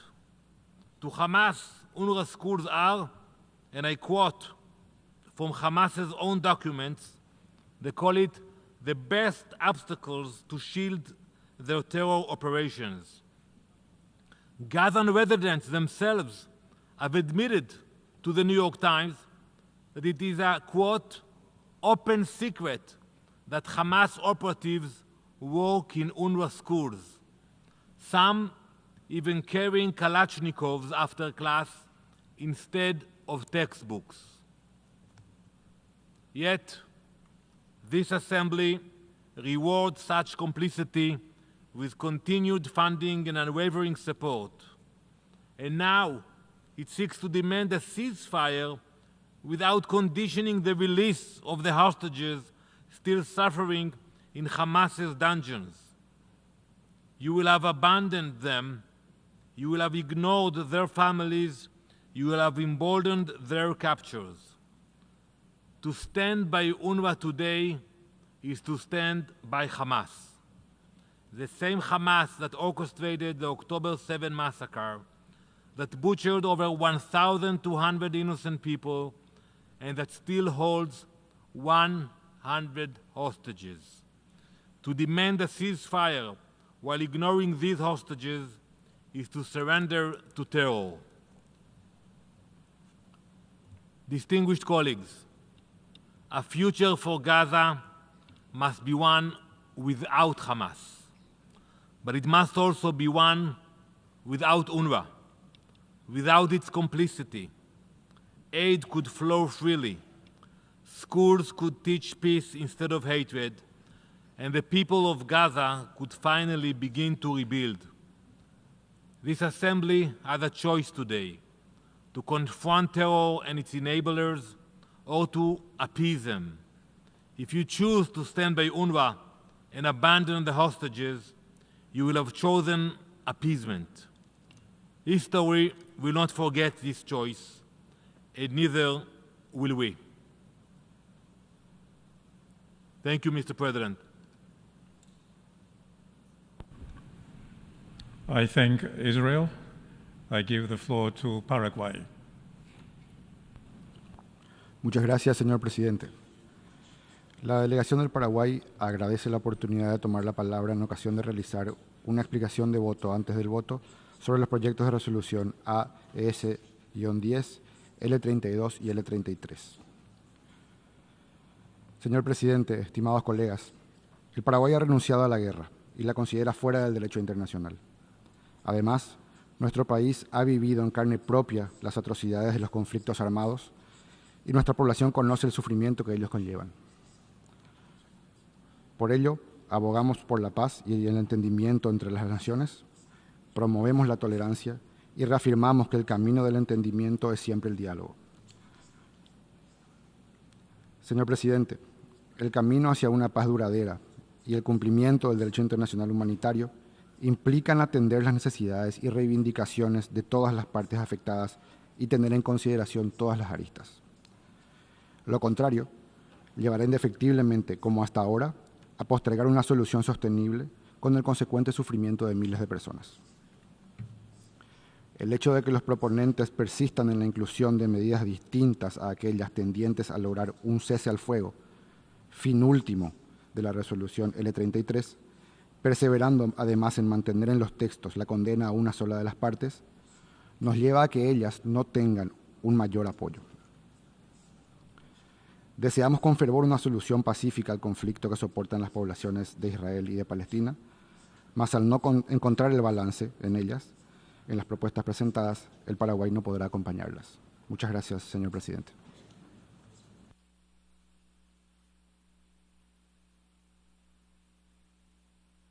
I thank Paraguay. I give the floor to the Marshall Islands. Thank you, Mr. President. Regarding the statement and explanation of UNGA Draft Resolution 33, L33, titled Demand for Ceasefire in Gaza, the Republic of the Marshall Islands welcomed the recent ceasefire between Israel and Lebanon and mediating countries and urges all parties to abide by its terms. Yet other areas of instability, violence, and repression and humanitarian crisis persist in Gaza and nearby. The fate of hostages remain unresolved. The underlying initial violence and brutal horror of Hamas's October 7 massacre must be condemned and acknowledged, and the perpetrators and collaborators brought to justice. However, this cannot be the retributive justification for the further loss of tens of thousands of civilian lives and a humanitarian crisis. Ending civilian suffering and further loss of life in Gaza broadly requires an urgent ceasefire, unconditional release of hostages, addressing and accounting for the remains of dead hostages, and humanitarian assistance at scale, all elements put together before the UN Security Council.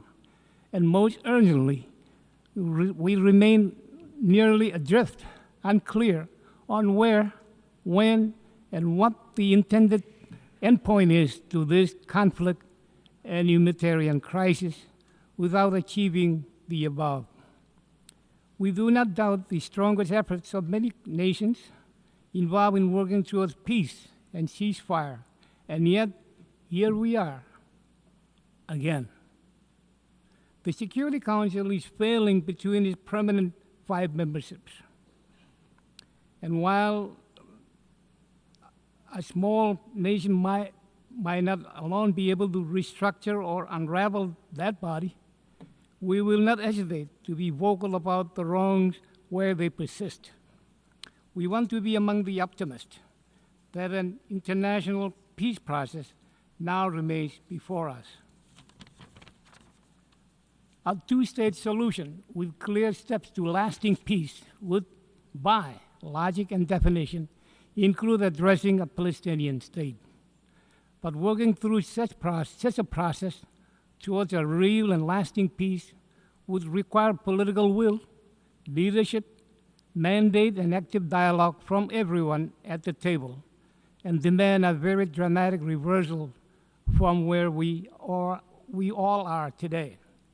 Otherwise, the same words will only be read over again, and an opportunity for change, for peace, and for change would be missed. This institution, in the ideals deep within the Charter, is capable of far more and was intended for far more. Regarding Resolution 32 on the UN Works Relief Agency, the Marshall Islands is concerned regarding the Israeli-Knesset severance of UNRWA relationship. Whatever the challenges or reform needs of UNRWA, there is also an urgent humanitarian crisis, one which has worsened since the start of the conflict.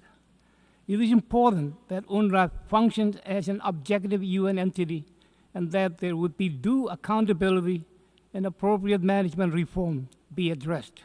However, the need for improvement is no justification for failing to address urgent humanitarian issues through any and all elected channels. I thank you.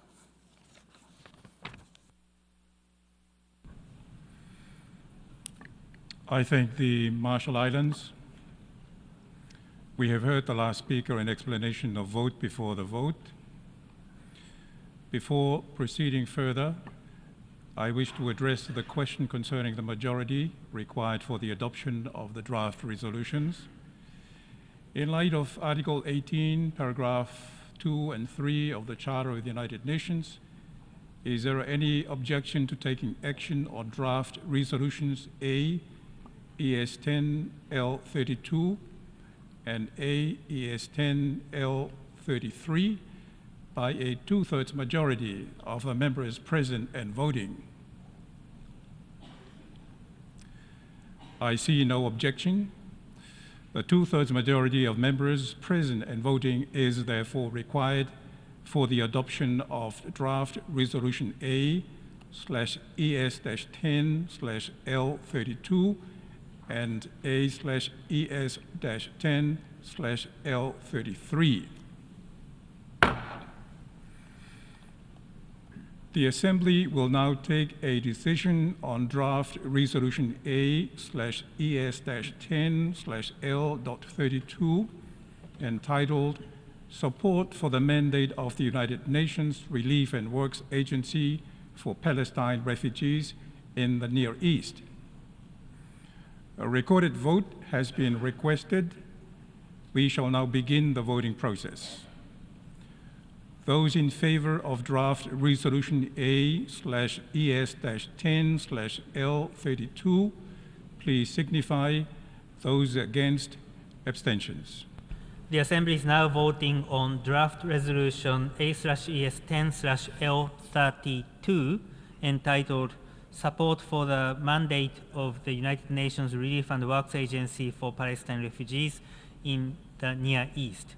Will all delegations confirm that the votes are accurately reflected on the screen?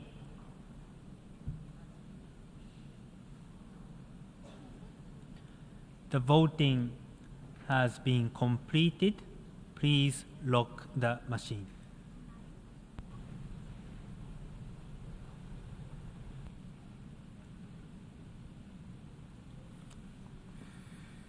The result of the vote is as follows. In favor, 159. Against, 9. Abstentions, 11. Draft Resolution A/ES-10/L32 is adopted. The Assembly will now take a decision on Draft Resolution A/ES-10/L33 entitled Demand for Ceasefire in Gaza. A recorded vote has been requested. We shall now begin the voting process. Those in favor of Draft Resolution A/ES-10L33, please signify. Those against, abstentions.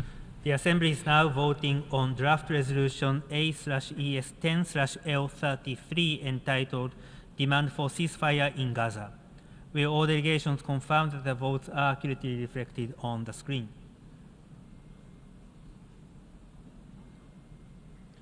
The voting has been completed.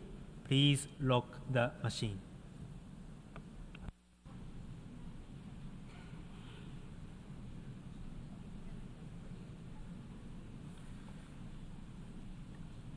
The result of the vote is as follows.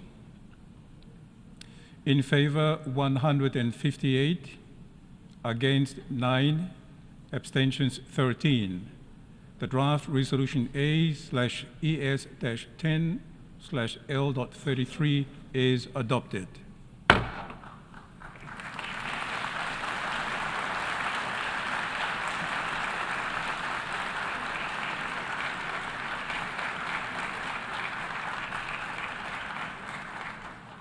Before giving the floor for explanations of vote after the vote, may I remind delegations that explanations of vote are limited to 10 minutes and should be made by delegations from their seats. I give the floor to New Zealand. President, New Zealand welcomes the adoption of today's resolutions and voted in support of the resolutions after careful consideration. The situation in Gaza remains untenable. An immediate ceasefire is urgently needed, and the remaining hostages must be unconditionally released. Palestinian civilians continue to pay the price of the conflict between Israel and Hamas. They deserve an immediate ceasefire, unimpeded access to humanitarian aid, and an end to the spiraling tensions.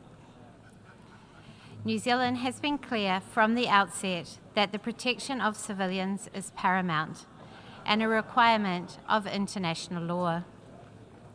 New Zealand welcomes international efforts to secure a ceasefire in Gaza and calls on the parties to implement the provisions of Security Council Resolution 2735 regarding an immediate ceasefire.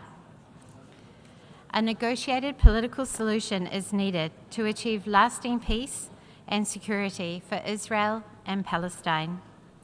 Diplomacy can work where there is a political will. The UNRWA resolution reflects a view overwhelmingly shared by the international community that the humanitarian situation in Gaza is catastrophic and that nothing should stand in the way of food, medical assistance and shelter for those in need. This resolution also calls for parties to uphold UN mandates as set by UN member states. The role of UNRWA was defined and created by us as UN member states. New Zealand notes that UNRWA's mandate has been continuously extended since 1949. UNRWA's mandate to ensure the humanitarian and development needs of almost 6 million Palestinian refugees must be respected.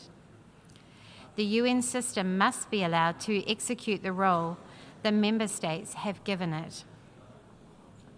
There is also work to be done on the part of UNRWA to strengthen its adherence to UN values and humanitarian principles, including neutrality. New Zealand is following closely UNRWA's implementation of Catherine Colonna's review recommendations and looks forward to the full implementation of those recommendations. New Zealand has made clear to UNRWA our expectations of the organisation. We have also made clear our expectation of the parties to the Israel-Hamas conflict. That is, compliance with international law, including international humanitarian law. We are pleased this resolution puts on the record the importance of honouring and respecting UN mandates. Thank you, President. I thank New Zealand. I give the floor to Japan. Thank you, Mr. President. At the outset, let me extend our appreciation to Palestine for its initiative and flexibility during the negotiation of the two draft resolutions. I must say that neither of them is perfect. Important elements are missing, such as clear and strong condemnation of Hamas' brutal acts of terror and their continued hostage-taking in violation of international law. However, both of the resolutions represent a much-needed display of political will of the international community. The tragedy in Gaza is never-ending. Every passing day brings additional casualties of innocent civilians and increases the suffering of both Palestinians and Israelis, including the hostages. The humanitarian situation, which is already described as apocalyptic, is getting worse as time goes by. Although it is too late to save those lives already lost, the need for immediate ceasefire, the release of all remaining hostages, and the drastic expansion of humanitarian aid to Gaza remains crucial. These are the pillars of the ceasefire resolution and what Japan has consistently advocated for the Security Council. It is also essential now to preserve UNRWA. The agency is the backbone of humanitarian assistance to the more than 2 million disparate people of Gaza. The agency will also play a critical role to rebuild human dignity of Palestinian refugees after a post-ceasefire period. However, this indispensable organization is at the brink of collapse following the adoption of the two Knesset laws severely restricting its operation. Our concerted efforts to maintain the agency are urgently needed. This is the aim of this resolution, and Japan fully shares this objective. At the same time, this resolution contains an important call for UNRWA to fully implement the recommendations of the independent review group, and Japan supports this aspect as well. Therefore, we voted in favor of the two draft resolutions. Having said that, today's adoption is not the end goal, as nothing will change if the resolutions remain solely on paper. We have a collective responsibility to make sure that this Assembly's demands are addressed by the parties. For this purpose, we must not overlook the importance of a negotiated settlement between the parties. In this vein, Japan is encouraged by the reports on the resumption of ceasefire talks and commends the tireless efforts of the mediators. Finally, Japan is steadfastly committed to a lasting peace for both Israel and Palestine in the form of a two-state solution, and will continue to make all possible diplomatic efforts to this end. Likewise, we will remain at the forefront of humanitarian assistance to the most vulnerable, and also stand ready to contribute to the early recovery and reconstruction of Gaza. I thank you. I thank Japan. I give the floor to Guatemala. Presidente, desde 1947, Guatemala ha mantenido la firme convicción en que la coexistencia pacífica del pueblo israelí y el pueblo palestino debe estar basada en la preeminencia del derecho internacional. Como Estado con una sólida vocación pacifista, reconocemos la necesidad de buscar una solución pacífica al conflicto, abogando que la misma sea facilitada por la comunidad internacional y que las Naciones Unidas auspicien un proceso político encaminado a promover una paz justa y sostenible en la región, con el involucramiento de todas las partes concernidas. Esto solamente es posible bajo una solución de dos estados que atienda las legítimas preocupaciones de seguridad de Israel y permita la consolidación de un Estado palestino que sea política y económicamente viable. Creemos que el Estado palestino debe convivir con Israel en virtud de fronteras claramente definidas, seguras, pacíficas e internacionalmente reconocidas, de conformidad con las resoluciones pertinentes de las Naciones Unidas. Pero mientras se logra el anhelo por la paz, Guatemala reconoce la vital y singular labor que ejerce la Agencia de las Naciones Unidas para los Refugiados de Palestina en el Medio Oriente, la cual, bajo el mandato otorgado por esta Asamblea General, busca garantizar el acceso a educación, sanidad, ayuda humanitaria y servicios sociales a los refugiados y refugiadas de Palestina. Un organismo que actualmente sirve, como señaló su titular, como el único pilar de vida que queda en pie para los palestinos, ya que sin su labor colapsará la respuesta humanitaria de la ONU. Presidente, como lo hemos denunciado en varias oportunidades, el veto de cualquier proyecto de resolución que demande un alto al fuego deja en evidencia la parálisis del Consejo de Seguridad, máximo órgano encargado de mantener la paz y seguridad internacionales. Una vez más, abogamos por evitar el ejercicio del veto cuando se trate de prevenir o detener situaciones que involucren atrocidades en masa. De igual manera, Guatemala resalta la necesidad que el Consejo de Seguridad adopte resoluciones que tomen en cuenta y de forma balanceada todos los elementos que permitan el cese inmediato de hostilidades y atrocidades entre las partes involucradas, la urgencia de asegurar el acceso de la ayuda humanitaria en Gaza, así como también la liberación de todos los rehenes con el fin de proteger los derechos humanos de las poblaciones implicadas. Guatemala reitera su disposición para apoyar todo esfuerzo encaminado hacia el establecimiento de una paz duradera en la región, cimentada en el respeto mutuo y el pleno apego al derecho internacional. Es por estas razones que Guatemala ha apoyado los dos proyectos de resolución presentados el día de hoy. Muchas gracias. I thank Guatemala. I give the floor to Australia. Thank you, President. I will speak to both the resolutions we have considered today. Although Australia does not agree with everything in the resolution titled Support for the Mandate of UNRWA, our vote in favour reflects our view that UNRWA must be able to continue its life-saving work. That's also why Australia has funded the organisation every year since 1951. UNRWA provides desperately needed services to civilians in the occupied Palestinian territories and across the region. As the Security Council has said, UNRWA is the backbone of the humanitarian response to the catastrophic situation in Gaza. We join the Security Council in expressing grave concern over legislation adopted by the Israeli Knesset.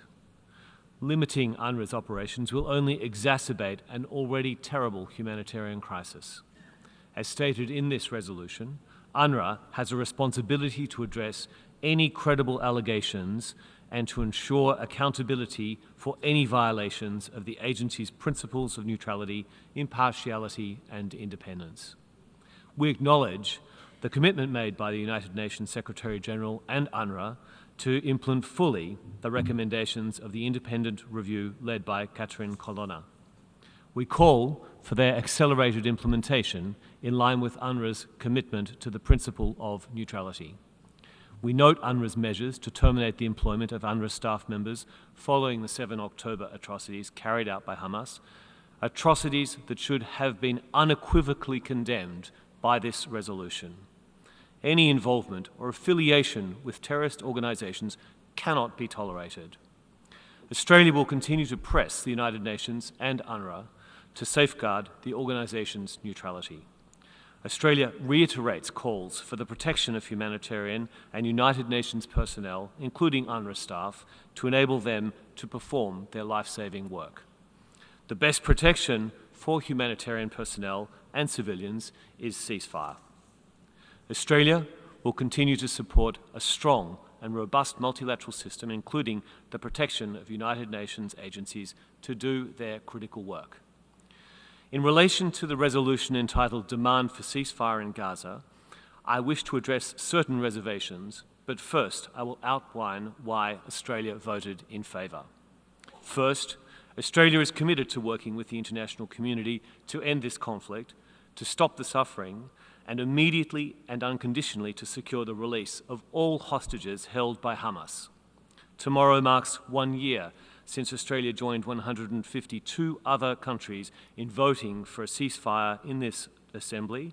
Further delay will only see more lives lost. Second, this resolution's demand for full, rapid, safe and unhindered humanitarian assistance to Gaza has never been more necessary. The current situation in Gaza is catastrophic, the human suffering unbearable. In Israel's response to Hamas atrocities on October 7, more than 44,000 Palestinians have been killed, including more than 13,000 children. Nearly all of Gaza's 2.1 million people have lost their homes and do not have enough food, water, medicine or shelter. Third, along with the international community, Australia reiterates our call on all parties to comply fully with international law. Civilians and humanitarian workers must be protected. Israel must take urgent action to alleviate this humanitarian crisis in line with the binding orders of the International Court of Justice. Fourth, Australia supports this resolution's unwavering commitment to the vision of a two-state solution because it is the only way out of this terrible cycle of violence. Fifth, we support this resolution because of its call for the immediate and unconditional release of hostages and the urgency of the current crisis. In terms of reservations, we support the United States proposal for an immediate ceasefire deal with the release of hostages as endorsed by the United Nations Security Council. Ceasefires have conditions that parties must agree. This reality should have been reflected in the resolution. The fact it has not is a shortcoming. Moreover, Australia remains unequivocal in our condemnation of Hamas.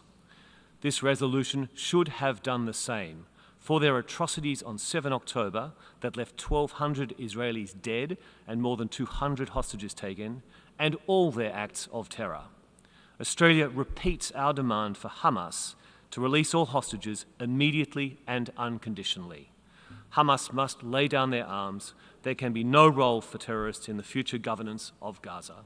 Finally, President, Australia continues to give careful consideration to the International Court of Justice's conclusions in its advisory opinion. Our vote is not determinative of Australia's position on all the conclusions in that opinion, including those recalled in this resolution. Thank you, President. I thank Australia. I give the floor to Czechia. Thank you, Mr. President. As we gather here today, the Middle East is engulfed in profound turmoil. My country, Czechia, is deeply troubled by the ongoing suffering endured by civilians in the region. We are deeply concerned about the critical situation of the civilian population in Gaza, who deserve to live in peace and dignity. We welcome any meaningful efforts to end the violence. Let me acknowledge that both resolutions adopted today contain a number of constructive elements that represent positive progress. We commend the efforts to find common ground and address the urgent challenges in the region.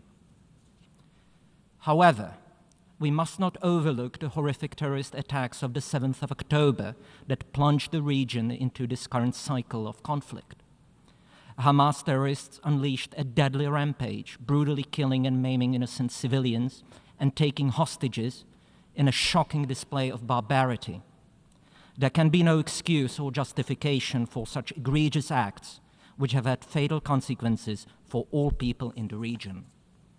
Once again, my government regrets that this esteemed assembly did not take a more forceful stance in condemning the actions of Hamas.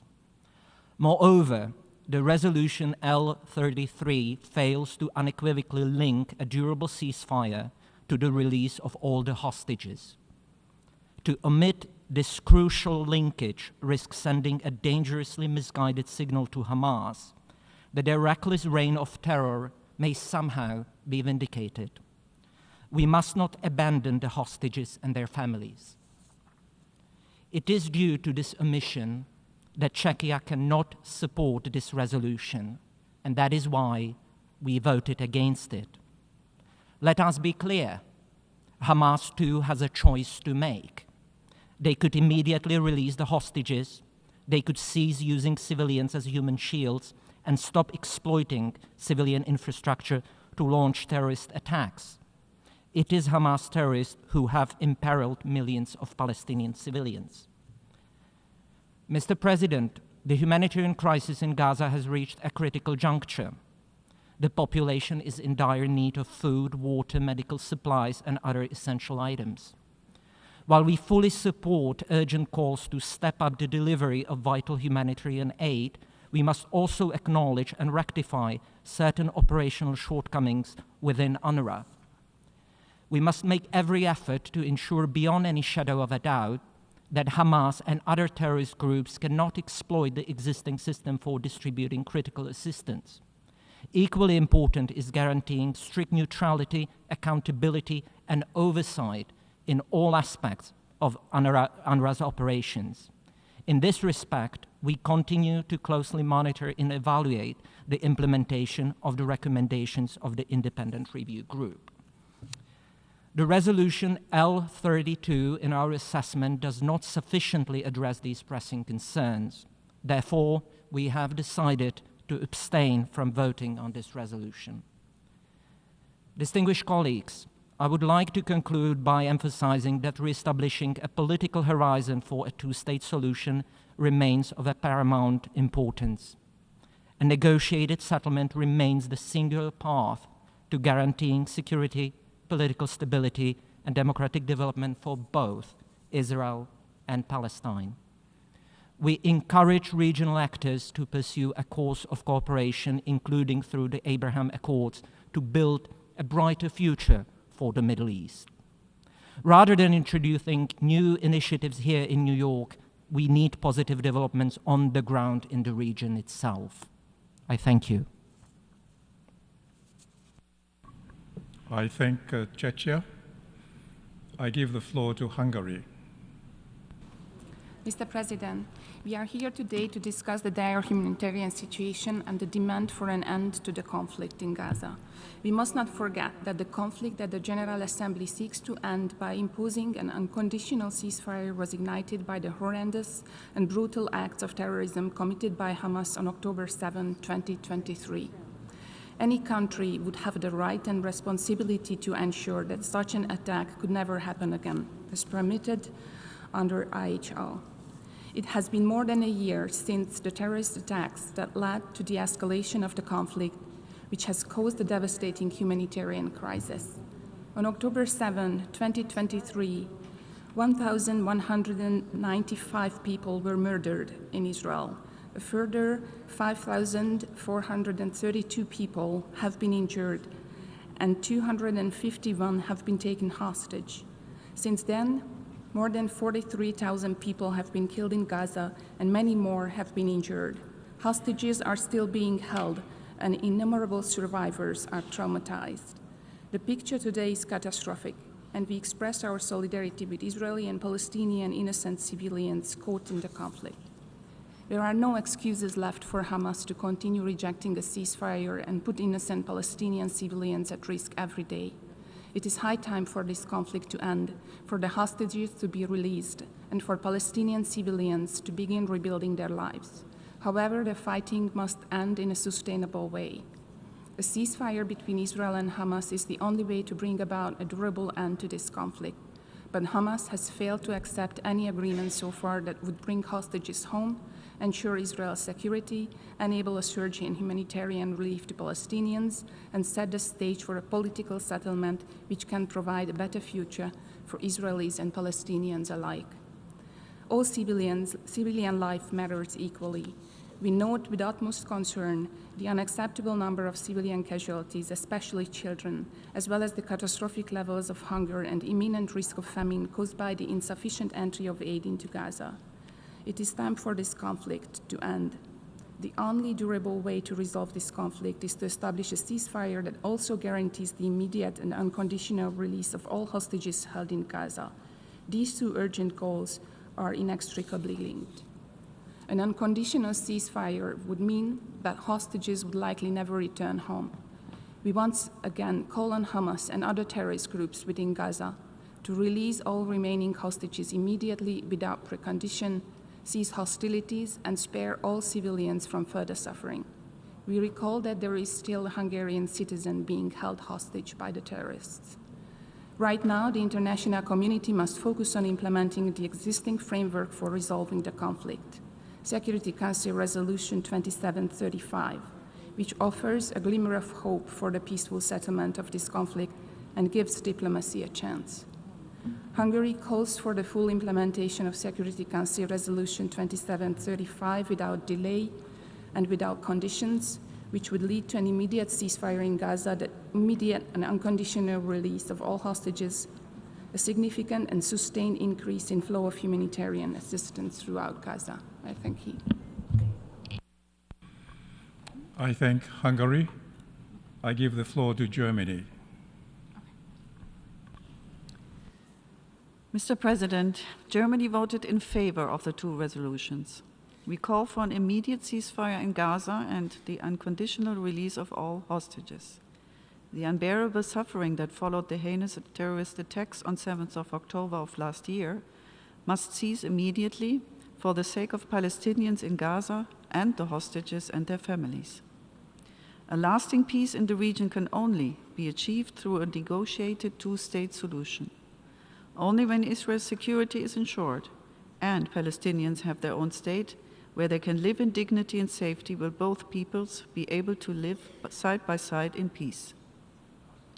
Germany, alongside its partners, remains steadfast in its commitment to work towards this goal. Mr. President, the humanitarian situation in Gaza is catastrophic. We urgently need a humanitarian surge as winter starts.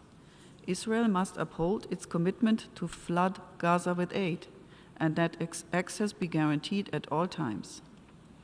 Germany is the second largest contributor of humanitarian aid to Gaza, and together with our partners has consistently been and continues to be engaged in substantive financial and diplomatic humanitarian support to increase the flow of aid into Gaza in order to alleviate the unimaginable suffering of the Palestinians there. At this critical moment, UNRWA's role is essential. Germany remains steadfast in its commitment to supporting UNRWA and Palestinians in need in Gaza and across the region. UNRWA remains indispensable for delivering essential support to millions of Palestinian refugees in Gaza, East Jerusalem, the West Bank, and across the entire regions. Against this backdrop, Germany is gravely concerned about the adoption of two laws targeting UNRWA by the Knesset. UNRWA must, as well as other UN organizations and agencies, must be fully able to deliver humanitarian aid and assistance to save lives and ease the suffering. We urge the Israeli government to abide by its international obligations, respect the privileges and immunities of UNRWA, and live up to its responsibility to facilitate full, rapid, safe, and unhindered humanitarian assistance to the civilian population in Gaza. We commend UNRWA for taking steps to address allegations regarding individual employees' support for terrorist organizations and to pursue and implement reforms of internal processes. We expect UNRWA to continue its path of reform, demonstrating its commitment to the principle of neutrality, treat allegations swiftly and as a matter of priority, and ensure that its activities remain entirely in line with its mandate. We will continue to actively monitor and support this process. Germany unequivocally condemns the horrific attacks carried out by Hamas and other terrorist groups on October 7, 2023, as well as the consistent attacks against Israel by these terrorist groups, and we call on the General Assembly to do the same. Germany remains committed to the security of Israel. Israel, like all states, has the right to defend itself against armed attacks by terrorists and extremists. At the same time, this right must be exercised in line with international humanitarian law, and accountability of all sides needs to be ensured. On accountability, we are in favor of strengthening the existing structures rather than creating new ones, which could result in duplication. Additional mechanisms could weaken rather than strengthen the pursuit of justice and peace. Mr. President, the entire region is undergoing historic changes. The ceasefire agreement in Lebanon offers hope. The abhorrent dictatorship in Syria has fallen. Let us work together now with determination and commitment to stop the suffering in Gaza, to liberate the hostages, and to lay the foundation for a more peaceful Middle East. A Middle East where Israelis, Palestinians, and all people in the region can live side by side in peace and security. Germany remains fully committed to this goal. I thank you. I thank Germany. I give the floor to Bulgaria. Thank you, Mr. President. I take the floor to deliver an explanation of vote on Resolution L32, support for the mandate of the United Nations Relief and Works Agency for Palestine refugees in the Near East. Bulgaria is gravely alarmed by the catastrophic situation of civilians in Gaza and reiterates its call for uninterrupted, rapid, safe, and unhindered humanitarian access and aid to reach those in need through all necessary measures.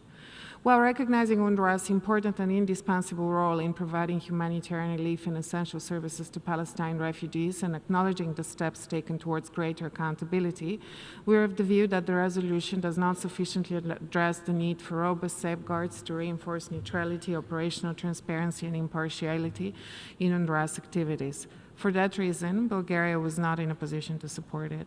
Bulgaria underscores the importance of upholding the humanitarian principles, ensuring that neutrality and accountability of aid organizations, and pursuing durable solutions that address both immediate needs and long-term challenges. Thank you.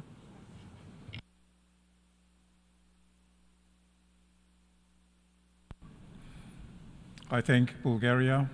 I give the floor to Belgium.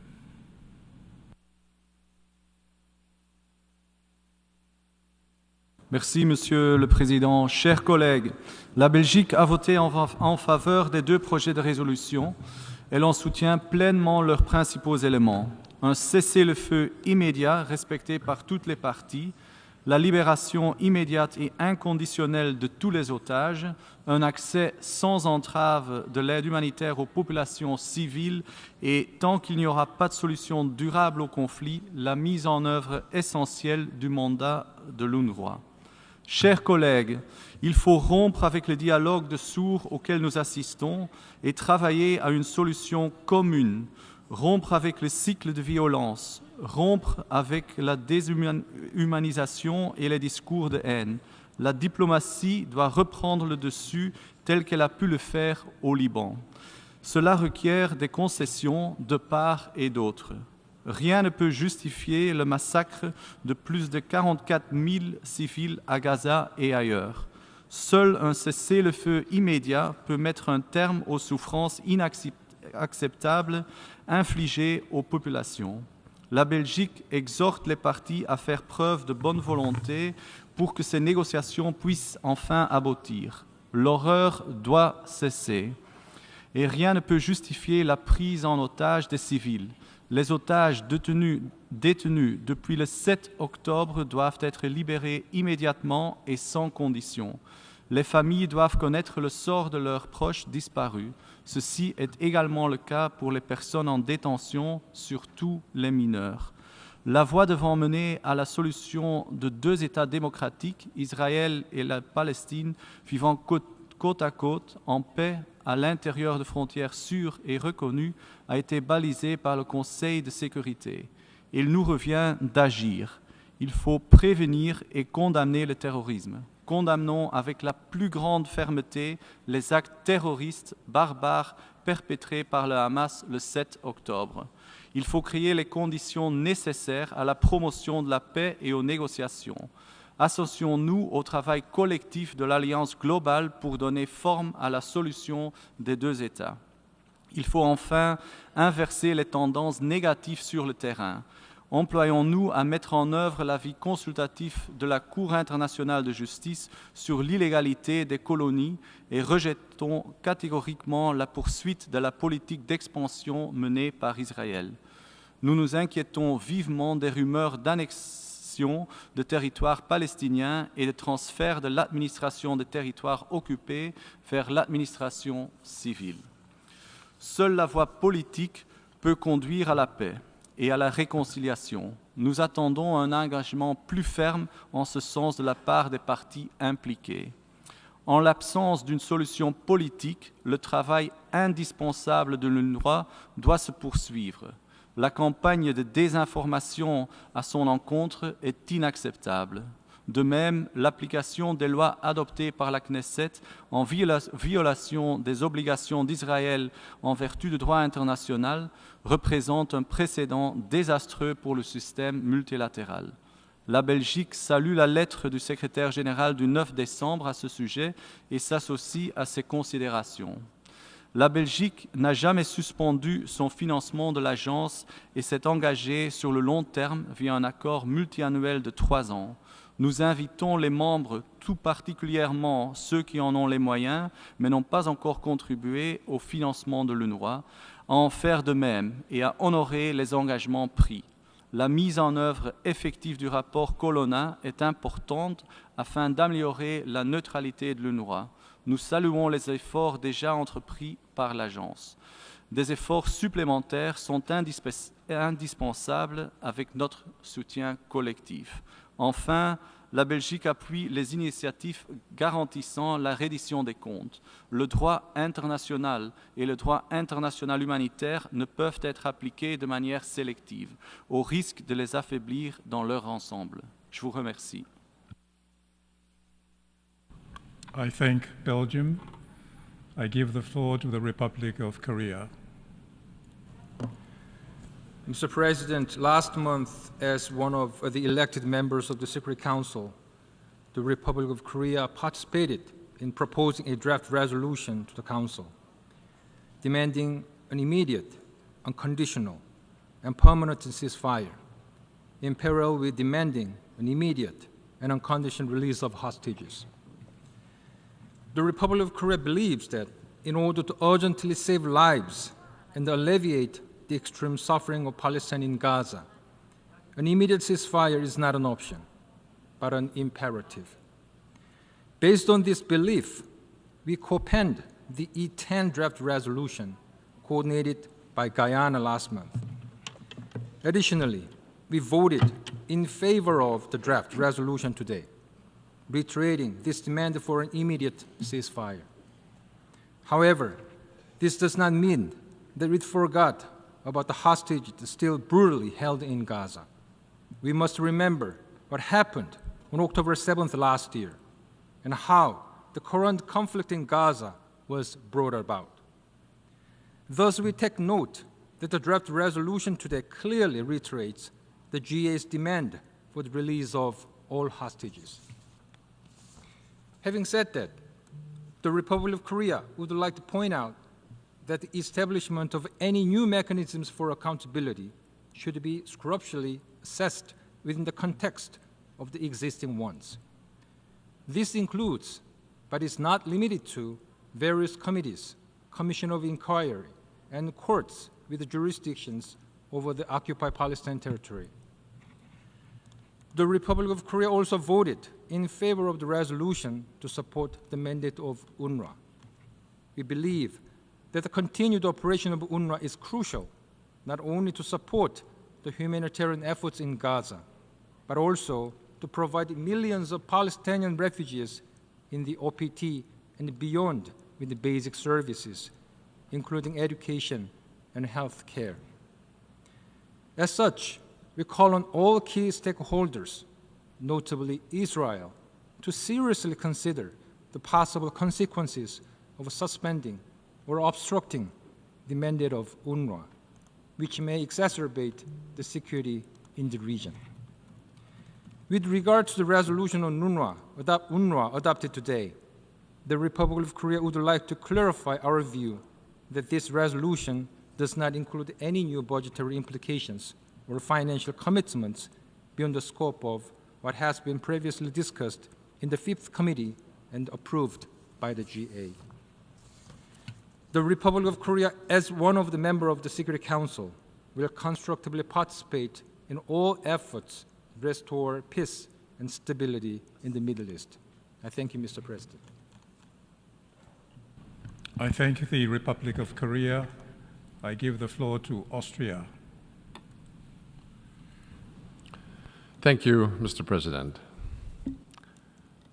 Austria voted in favor of draft resolution L33 entitled Demand for a Ceasefire in Gaza and abstained on draft resolution L32 entitled Support for the Mandate of UNRWA. Permit me to explain our reasoning. The barbaric terror attack of Hamas against Israel 14 months ago, which we condemned in the strongest possible terms, brought a new dimension of devastation to the region. Israelis are traumatized by the slaughter, torture, and sexual violence of October 7th of last year. Over 100 hostages are still held captive by Hamas terrorists, including an Austrian father of 2. In Gaza, the civilian population is facing starvation and disease in which can only be described a humanitarian catastrophe. The destruction and devastation in Gaza has reached unacceptable levels, with too many civilian lives lost already. International humanitarian law is non-negotiable. It applies all the time, everywhere. The protection of civilians is paramount. We therefore simply need an urgent ceasefire in Gaza to achieve the release of all remaining hostages and scale up the delivery of humanitarian assistance throughout Gaza. Draft Resolution L33 on a ceasefire in Gaza links the demand for a ceasefire respected by all parties to the immediate and unconditional release of all hostages, and also calls for the full implementation of Security Council Resolution 2735 on a ceasefire and release of hostages, which we fully support. We also recognize and support the efforts by regional partners and the United States in this regard. For these reasons, we voted yes on Draft Resolution L33. With a view to Resolution L32 on UNRWA, Austria is deeply concerned about recent developments surrounding the agency, including the Israeli legislation adopted by the Knesset on 28 October. Effectively halting the vital work of UNRWA in Gaza and the West Bank will not add to Israel's security and stability, but instead have long-lasting and probably devastating consequences for the humanitarian situation in the occupied Palestinian territories. At the same time, the agency must also continue on its path for reforms. We closely studied the report and findings of the independent review group chaired by former Foreign Minister Catherine Colonna, set up after the allegations that UNRWA staff members were involved in Hamas terror attack on Israel last year. We welcome the commitment of the Secretary General and the agency's leadership to fully implement these recommendations. And we welcome that the resolution adopted today clearly calls on UNRWA to fully implement the high-level action plan developed by the agency as a follow-up to the recommendations. We will continue to closely monitor the implementation of the action plan together with our international partners. Many of these elements are reflected in the draft resolution adopted today. However, we would have wished to see an even stronger focus on the need for reform of the organization. For the sake of its own credibility, the UN must simply be beyond reproach.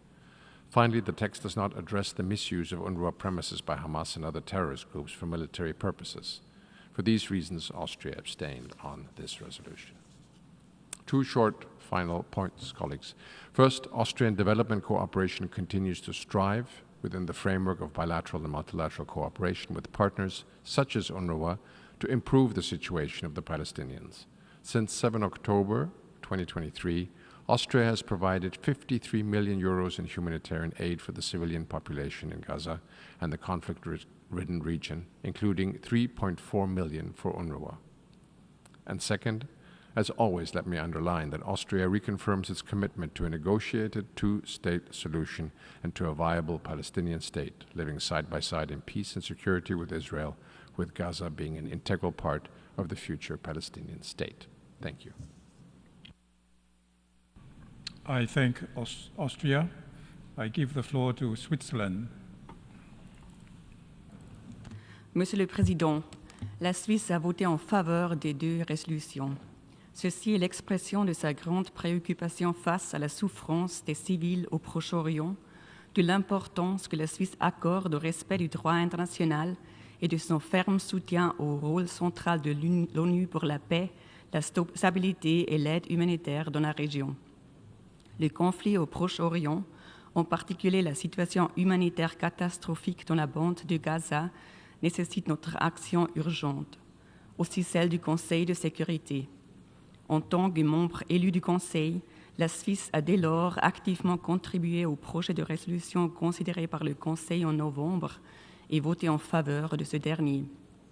Nous considérons qu'aucun membre du Conseil aurait dû voter contre un projet tel que celui présenté collectivement par les 10 membres élus. Malheureusement, il ne s'agit pas du premier veto depuis les actes de terror du 7 octobre 2023 que nous avons fermement condamnés. La Suisse s'engage depuis longtemps pour un usage restrictif du veto au Conseil de sécurité. Nous rappelons le code de conduite proposé par le groupe ACT relatif à son utilisation, soutenu par plus de 2/3 des membres de cette Assemblée à ce jour. Malgré ce veto, nous avons la responsabilité de continuer à accorder toute notre attention à la résolution de ce conflit dévastateur. La Suisse rappelle que le droit international, y inclut le droit international humanitaire et les droits de l'homme, lie les parties indépendamment de toute résolution. Les parties doivent respecter leurs obligations en toutes circonstances. Par ailleurs, la Suisse partage la forte préoccupation exprimée par l'Assemblée générale aujourd'hui quant aux 2 lois adoptées par la Knesset à l'encontre de l'UNRWA le 28 octobre dernier. Celles-ci sont en grande partie incompatibles avec le droit international. L'UNRWA est actuellement le plus grand acteur humanitaire à Gaza et fournit des services vitaux à plus de 2000 personnes. La Suisse attend d'Israël qu'il respecte ses obligations en vertu du droit international, y inclus de la Charte des Nations Unies et du droit international humanitaire. Elle rappelle qu'en tant que puissance occupante, Israël a le devoir d'assurer que les besoins essentiels de la population dans le territoire palestinien occupé soient satisfaits. L'UNRWA fait l'objet d'un grand scepticisme en Suisse suite aux reproches d'implication de certaines de ses employés dans les actes de terror perpétrés par le Hamas le 7 octobre 2023. Aussi, notre soutien à la résolution sur l'UNRWA reflète notre appel continu à l'agence de poursuivre ses efforts de réforme et mettre pleinement en œuvre les recommandations issues du rapport Colonna. Toute allégation de violation de la neutralité de l'UNRWA doit faire l'objet d'un suivi et des mesures adéquates. L'efficacité avec laquelle les défis constatés seront adressés sera déterminante pour l'avenir de l'organisation.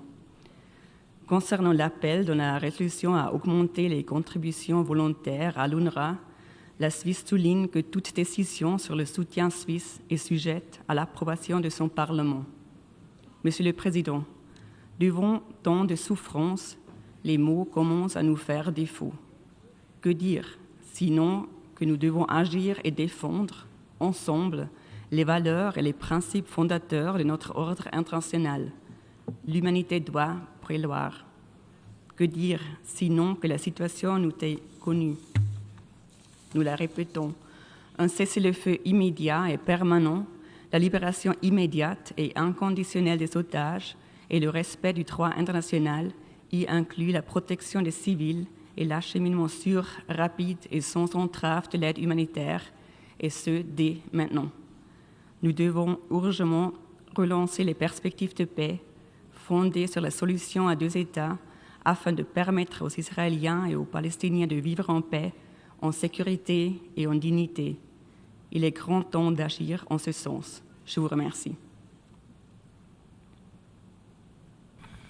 I thank Switzerland. I give the floor to Romania. Thank you, Mr. President. Mr. President, Romania voted in favor of the 2 resolutions adopted earlier today, as my delegation is a strong believer in using all diplomatic resorts, including UN avenues, to achieve the long-standing political objective, 2-state solution. This remains the only way for bringing just and lasting peace in the Middle East, with the State of Israel and an independent, democratic, contiguous, sovereign, and viable State of Palestine living side by side in peace and security and mutual recognition. However, Romania would have preferred a strong condemnation in the text of the horrific Hamas attacks of October 7, 2023, which resulted not only in hundreds of dead Israeli civilians, but also hostages for whose lives we fear. We cannot but repeat the need for the hostages to be released immediately and unconditionally. The humanitarian situation in Gaza has reached a low point that could not be imagined 15 months ago. We pay tribute to all UN agencies and member states, including my own, that contribute for the benefit of the civilians in Gaza. UNRWA remains a key instrument in responding to the needs of the Palestine refugees in Jordan, Syria, Lebanon, West Bank, and Gaza. We welcome the measures taken to implement the recommendations of the Colonna report on UNRWA activities. This is the kind of scrutiny that needs to monitor the intended mandate given by this General Assembly to UNRWA in actually December 1949. And I thank you, Mr. President. I thank Romania. I give the floor to Sweden. Sweden remains committed to a just and comprehensive resolution of the Israeli-Palestinian conflict with the State of Israel and an independent, democratic, contiguous, sovereign and viable State of Palestine living side by side in peace and security and mutual recognition, with Jerusalem as a future capital of both states in accordance with the relevant resolutions of the UN Security Council. Sweden shares a deep concern expressed over the catastrophic humanitarian situation in Gaza and the immense suffering of the civilian population. We reiterate our condemnation of the abhorrent terrorist attacks perpetrated by Hamas on October 7th last year. All remaining hostages must be released immediately and unconditionally. International law, including international humanitarian law, must be respected by all parties. There is an urgent need for an immediate ceasefire in Gaza in line with Security Council Resolution 2735. Sweden fully supports the diplomatic efforts to this end. We are deeply concerned by the recent legislation on UNRWA adopted by Israel and urge Israeli authorities to ensure continued humanitarian access to the many civilians who depend on UN services. We expect that UNRWA, like other UN agencies, is respected and protected in line with international obligations. We reiterate that the legislation, if implemented, may violate Israel's obligations under international law, including international humanitarian law and the legally binding provisional measures ordered by the International Court of Justice. We welcome the call on all parties to ensure respect for the principles of humanity, neutrality, impartiality, and independence for the provision of humanitarian assistance. Mr. President, Sweden voted in favor of the resolution on ceasefire in Gaza, as well as the resolution on support for the mandate of UNRWA today. Nonetheless, Sweden would like to clarify its position related to the UNRWA resolution, notably operative paragraph 7 and 31. The text of the resolution is in certain aspects more far-reaching than what has previously been agreed by this Assembly. Sweden would have preferred a more balanced approach, highlighting the crucial role of UNRWA, as well as the need for necessary measures to safeguard the UN's ability to find sustainable solutions to ensure the continued delivery of humanitarian aid to Palestine refugees. Finally, we would like to thank the UN humanitarian staff for the tireless work on the ground, often at the risk of their lives. We deeply regret the deaths of UN humanitarian workers and express our heartfelt condolences to their families. Thank you. I thank Sweden. I give the floor to the Kingdom of the Netherlands. Thank you, Mr. President, and I thank you for convening today's emergency special session. I have the honor to deliver this explanation of vote on the resolution on the demand for ceasefire in Gaza and the resolution on UNRWA on behalf of the Kingdom of the Netherlands. Mr. President, it has been more than a year since the atrocious attacks by Hamas on 7 October 2023, and to our grave concern, the prospects remain bleak. The conflict that unfolded after the attacks is still ongoing. The fate of many of the hostages is still uncertain, and the suffering of the people in Gaza is worsening every day. A year has passed, and still more than 100 people are held hostage. And for more than 400 days, their families have been living in the greatest fear for their loved ones. In this light, the Kingdom of the Netherlands reiterates that the end of this horrific war must be linked to the release of these hostages. We call for an immediate ceasefire, the immediate and unconditional release of all hostages, and the unimpeded delivery of sufficient humanitarian aid to those in need. Concerns about UNRWA should be addressed, and recommendations on the neutrality of UNRWA from the Colonna report need to be implemented. Nonetheless, restricting the work of UNRWA in a time of unprecedented humanitarian needs will negatively impact the already worrying situation in the region, and especially in Gaza. We urge Israel to carefully consider its international obligations and the impact on the ground before taking further action. The ban on UNRWA poses a concern for the ability to deliver humanitarian aid to people in need in Gaza.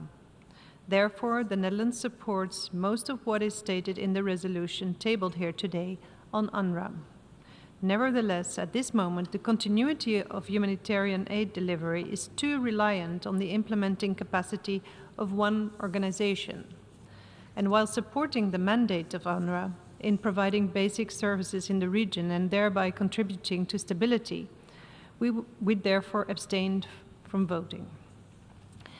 The Netherlands will continue to provide humanitarian assistance through various channels, and we support efforts to further diversify the humanitarian landscape in Gaza to better guarantee that humanitarian aid can reach those in need. Today, we also reaffirm our long-standing commitment to pursuing accountability for international crimes and other violations of international law committed by any of the parties of the conflict. We strongly believe that pushing for justice promotes a shared sense of hope, commitment, and duty. The Kingdom of the Netherlands welcomes the request to the Secretary General to present proposals on how the United Nations could help advance accountability, and underlines the importance that existing and possible new mechanisms should reinforce and complement each other. The Kingdom of the Netherlands has therefore voted in favor of the resolution on the ceasefire in Gaza in front of us today and abstained on the UNRWA resolution. I thank you very much.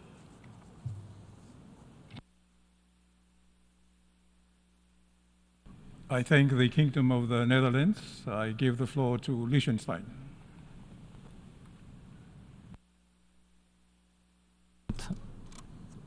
Mr. President, Liechtenstein has voted in favor of Resolution ES 10/25, just adopted, entitled Support for the Mandate of the United Nations Relief and Works Agency for Palestine Refugees in the Near East. We note that much of this text is similar to that of Resolution 78/73, adopted last year with overwhelming support of the membership, including our own. We note, furthermore, that additions to the text reflect the vastly deteriorated situation in Gaza and the need to ensure the full implementation of the recommendations of the Colonna report, including through the necessary funding, which is essential for the effective continued operation of UNRWA with full respect for the principle of neutrality. Liechtenstein reiterates, as the Security Council has, and as this resolution does, that UNRWA remains the backbone of all humanitarian response in Gaza, and that no organization can replace or substitute UNRWA's capacity and mandate to serve Palestine refugees and civilians in urgent need of life-saving humanitarian assistance. Our vote in favor of this resolution is a vote to support UNRWA's efforts to meet the needs of Palestinian civilians and to meet the high standards of governance that we expect from it. To this end, we also continue to support the Statement of Shared Commitments on UNRWA proposed by Kuwait, Jordan, and Slovenia. I thank you. I thank Liechtenstein. I give the floor to Iraq. السيد الرئيس، صوت العراق لصالح القرار A/ES10/L33 انطلاقا من حرصه في التعبير عن موقفه الثابت تجاه القضية الفلسطينية العادلة ودعم جميع الجهود الدولية الرامية إلى وضع حد للعدوان والانتهاكات الجسيمة الممنهجة التي تقوم بها سلطة قوات الاحتلال، ومنها الوقف الفوري غير المشروط لإطلاق النار وتيسير وصول المساعدات الإنسانية، إلا أنه يعلن تحفظه عما ورد في منطوق الفقرة العاملة 8 من القرار المذكور، كون مضامينها تتعارض وتخالف التشريعات الوطنية وموقف العراق المبدئي تجاه القضية الفلسطينية. ويرى العراق ضرورة تدخل المجتمع الدولي لإيقاف الممارسات التي تقوم بها سلطة الكيان الإسرائيلي، التي تعد مخالفة صارخة وممنهجة وصريحة لمبادئ القانون الدولي وميثاق الأمم المتحدة واتفاقيات جنيف ذات الصلة بالقانون الدولي الإنساني. شكرا سيد الرئيس.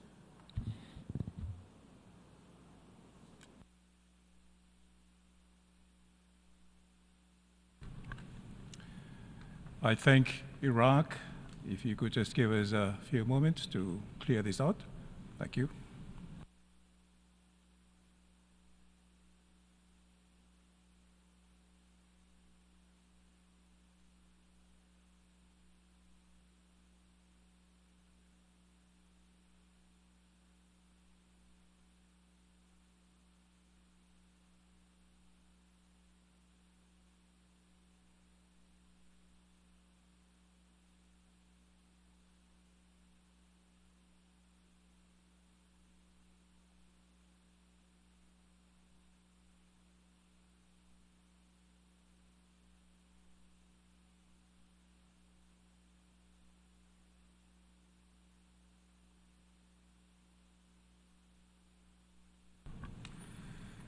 I give the floor to the distinguished observer of the Observer State of Palestine on a point of order.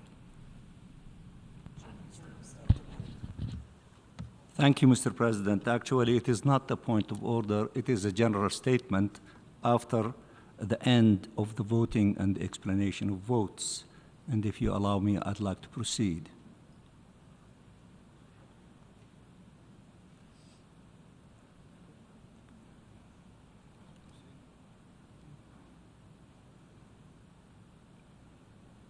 Excellency, you may continue. Thank you. Thank you very much.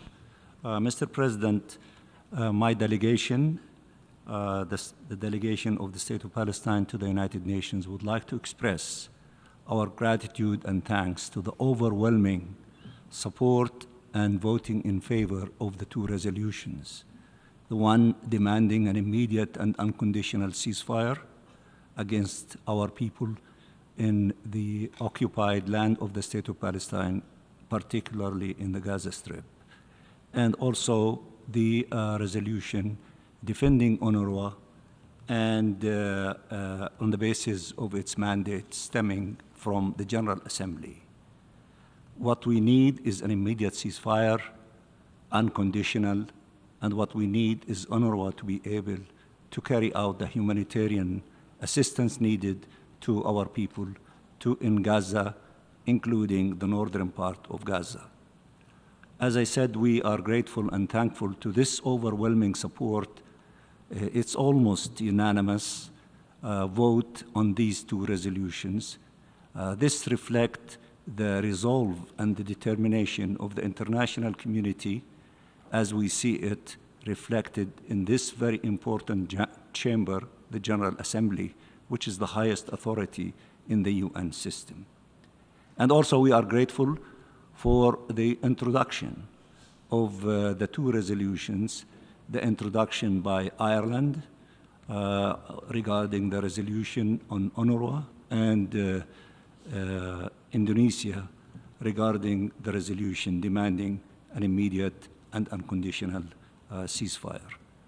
And we agree with the articulation of the minister from Indonesia, my brother Tata, when he said, had we implemented a resolution last December in which the number of casualties among the Palestinian people were in the vicinity of 20,000, and the number of casualties today is in the vicinity of 50,000, and of course the number of injuries tens of thousands more than a year ago. We could have saved the lives of all those that, because the United Nations, and more specifically the Security Council and the abuse of the veto, dragged its feet not to allow the position of the international community then last December by 153 votes, and today by 158 votes, although the resolution of today is much more powerful and clearer and stronger than the resolution of a year ago. Of all these things, they give us a strong feeling of the position of the General Assembly knocking on the door of the Security Council and saying that it is high time for you to implement your resolutions, and the feeling of the General Assembly, and to do that through using Chapter 7 of the Charter of the United Nations. We will keep knocking on the doors of the Security Council and the General Assembly until we see an immediate and unconditional ceasefire put in place, and until we see humanitarian assistance seeing and being distributed at scale in all corners of the Gaza Strip. And in this regard, as many of you, almost all of you, who spoke and voted in favor indicated that UNRWA is indispensable, UNRWA cannot be replaced, and UNRWA is capable of carrying the position of the international community with regard of providing humanitarian assistance to the Palestinian people everywhere.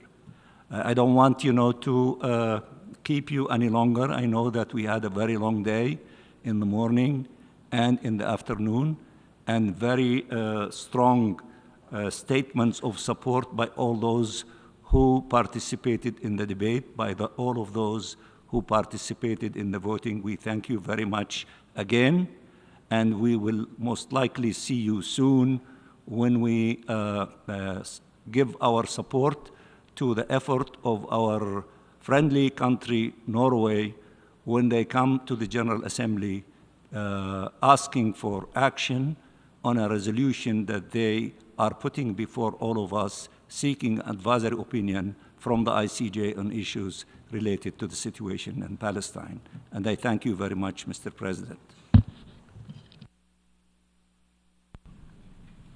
I thank the distinguished observer of the Observer State of Palestine. We have heard the last speaker for this meeting. In accordance with the terms of paragraph 11 of Resolution ES-10/26 of the 11th of December 2024, the 10th emergency special session of the Assembly is temporarily adjourned. The meeting is adjourned.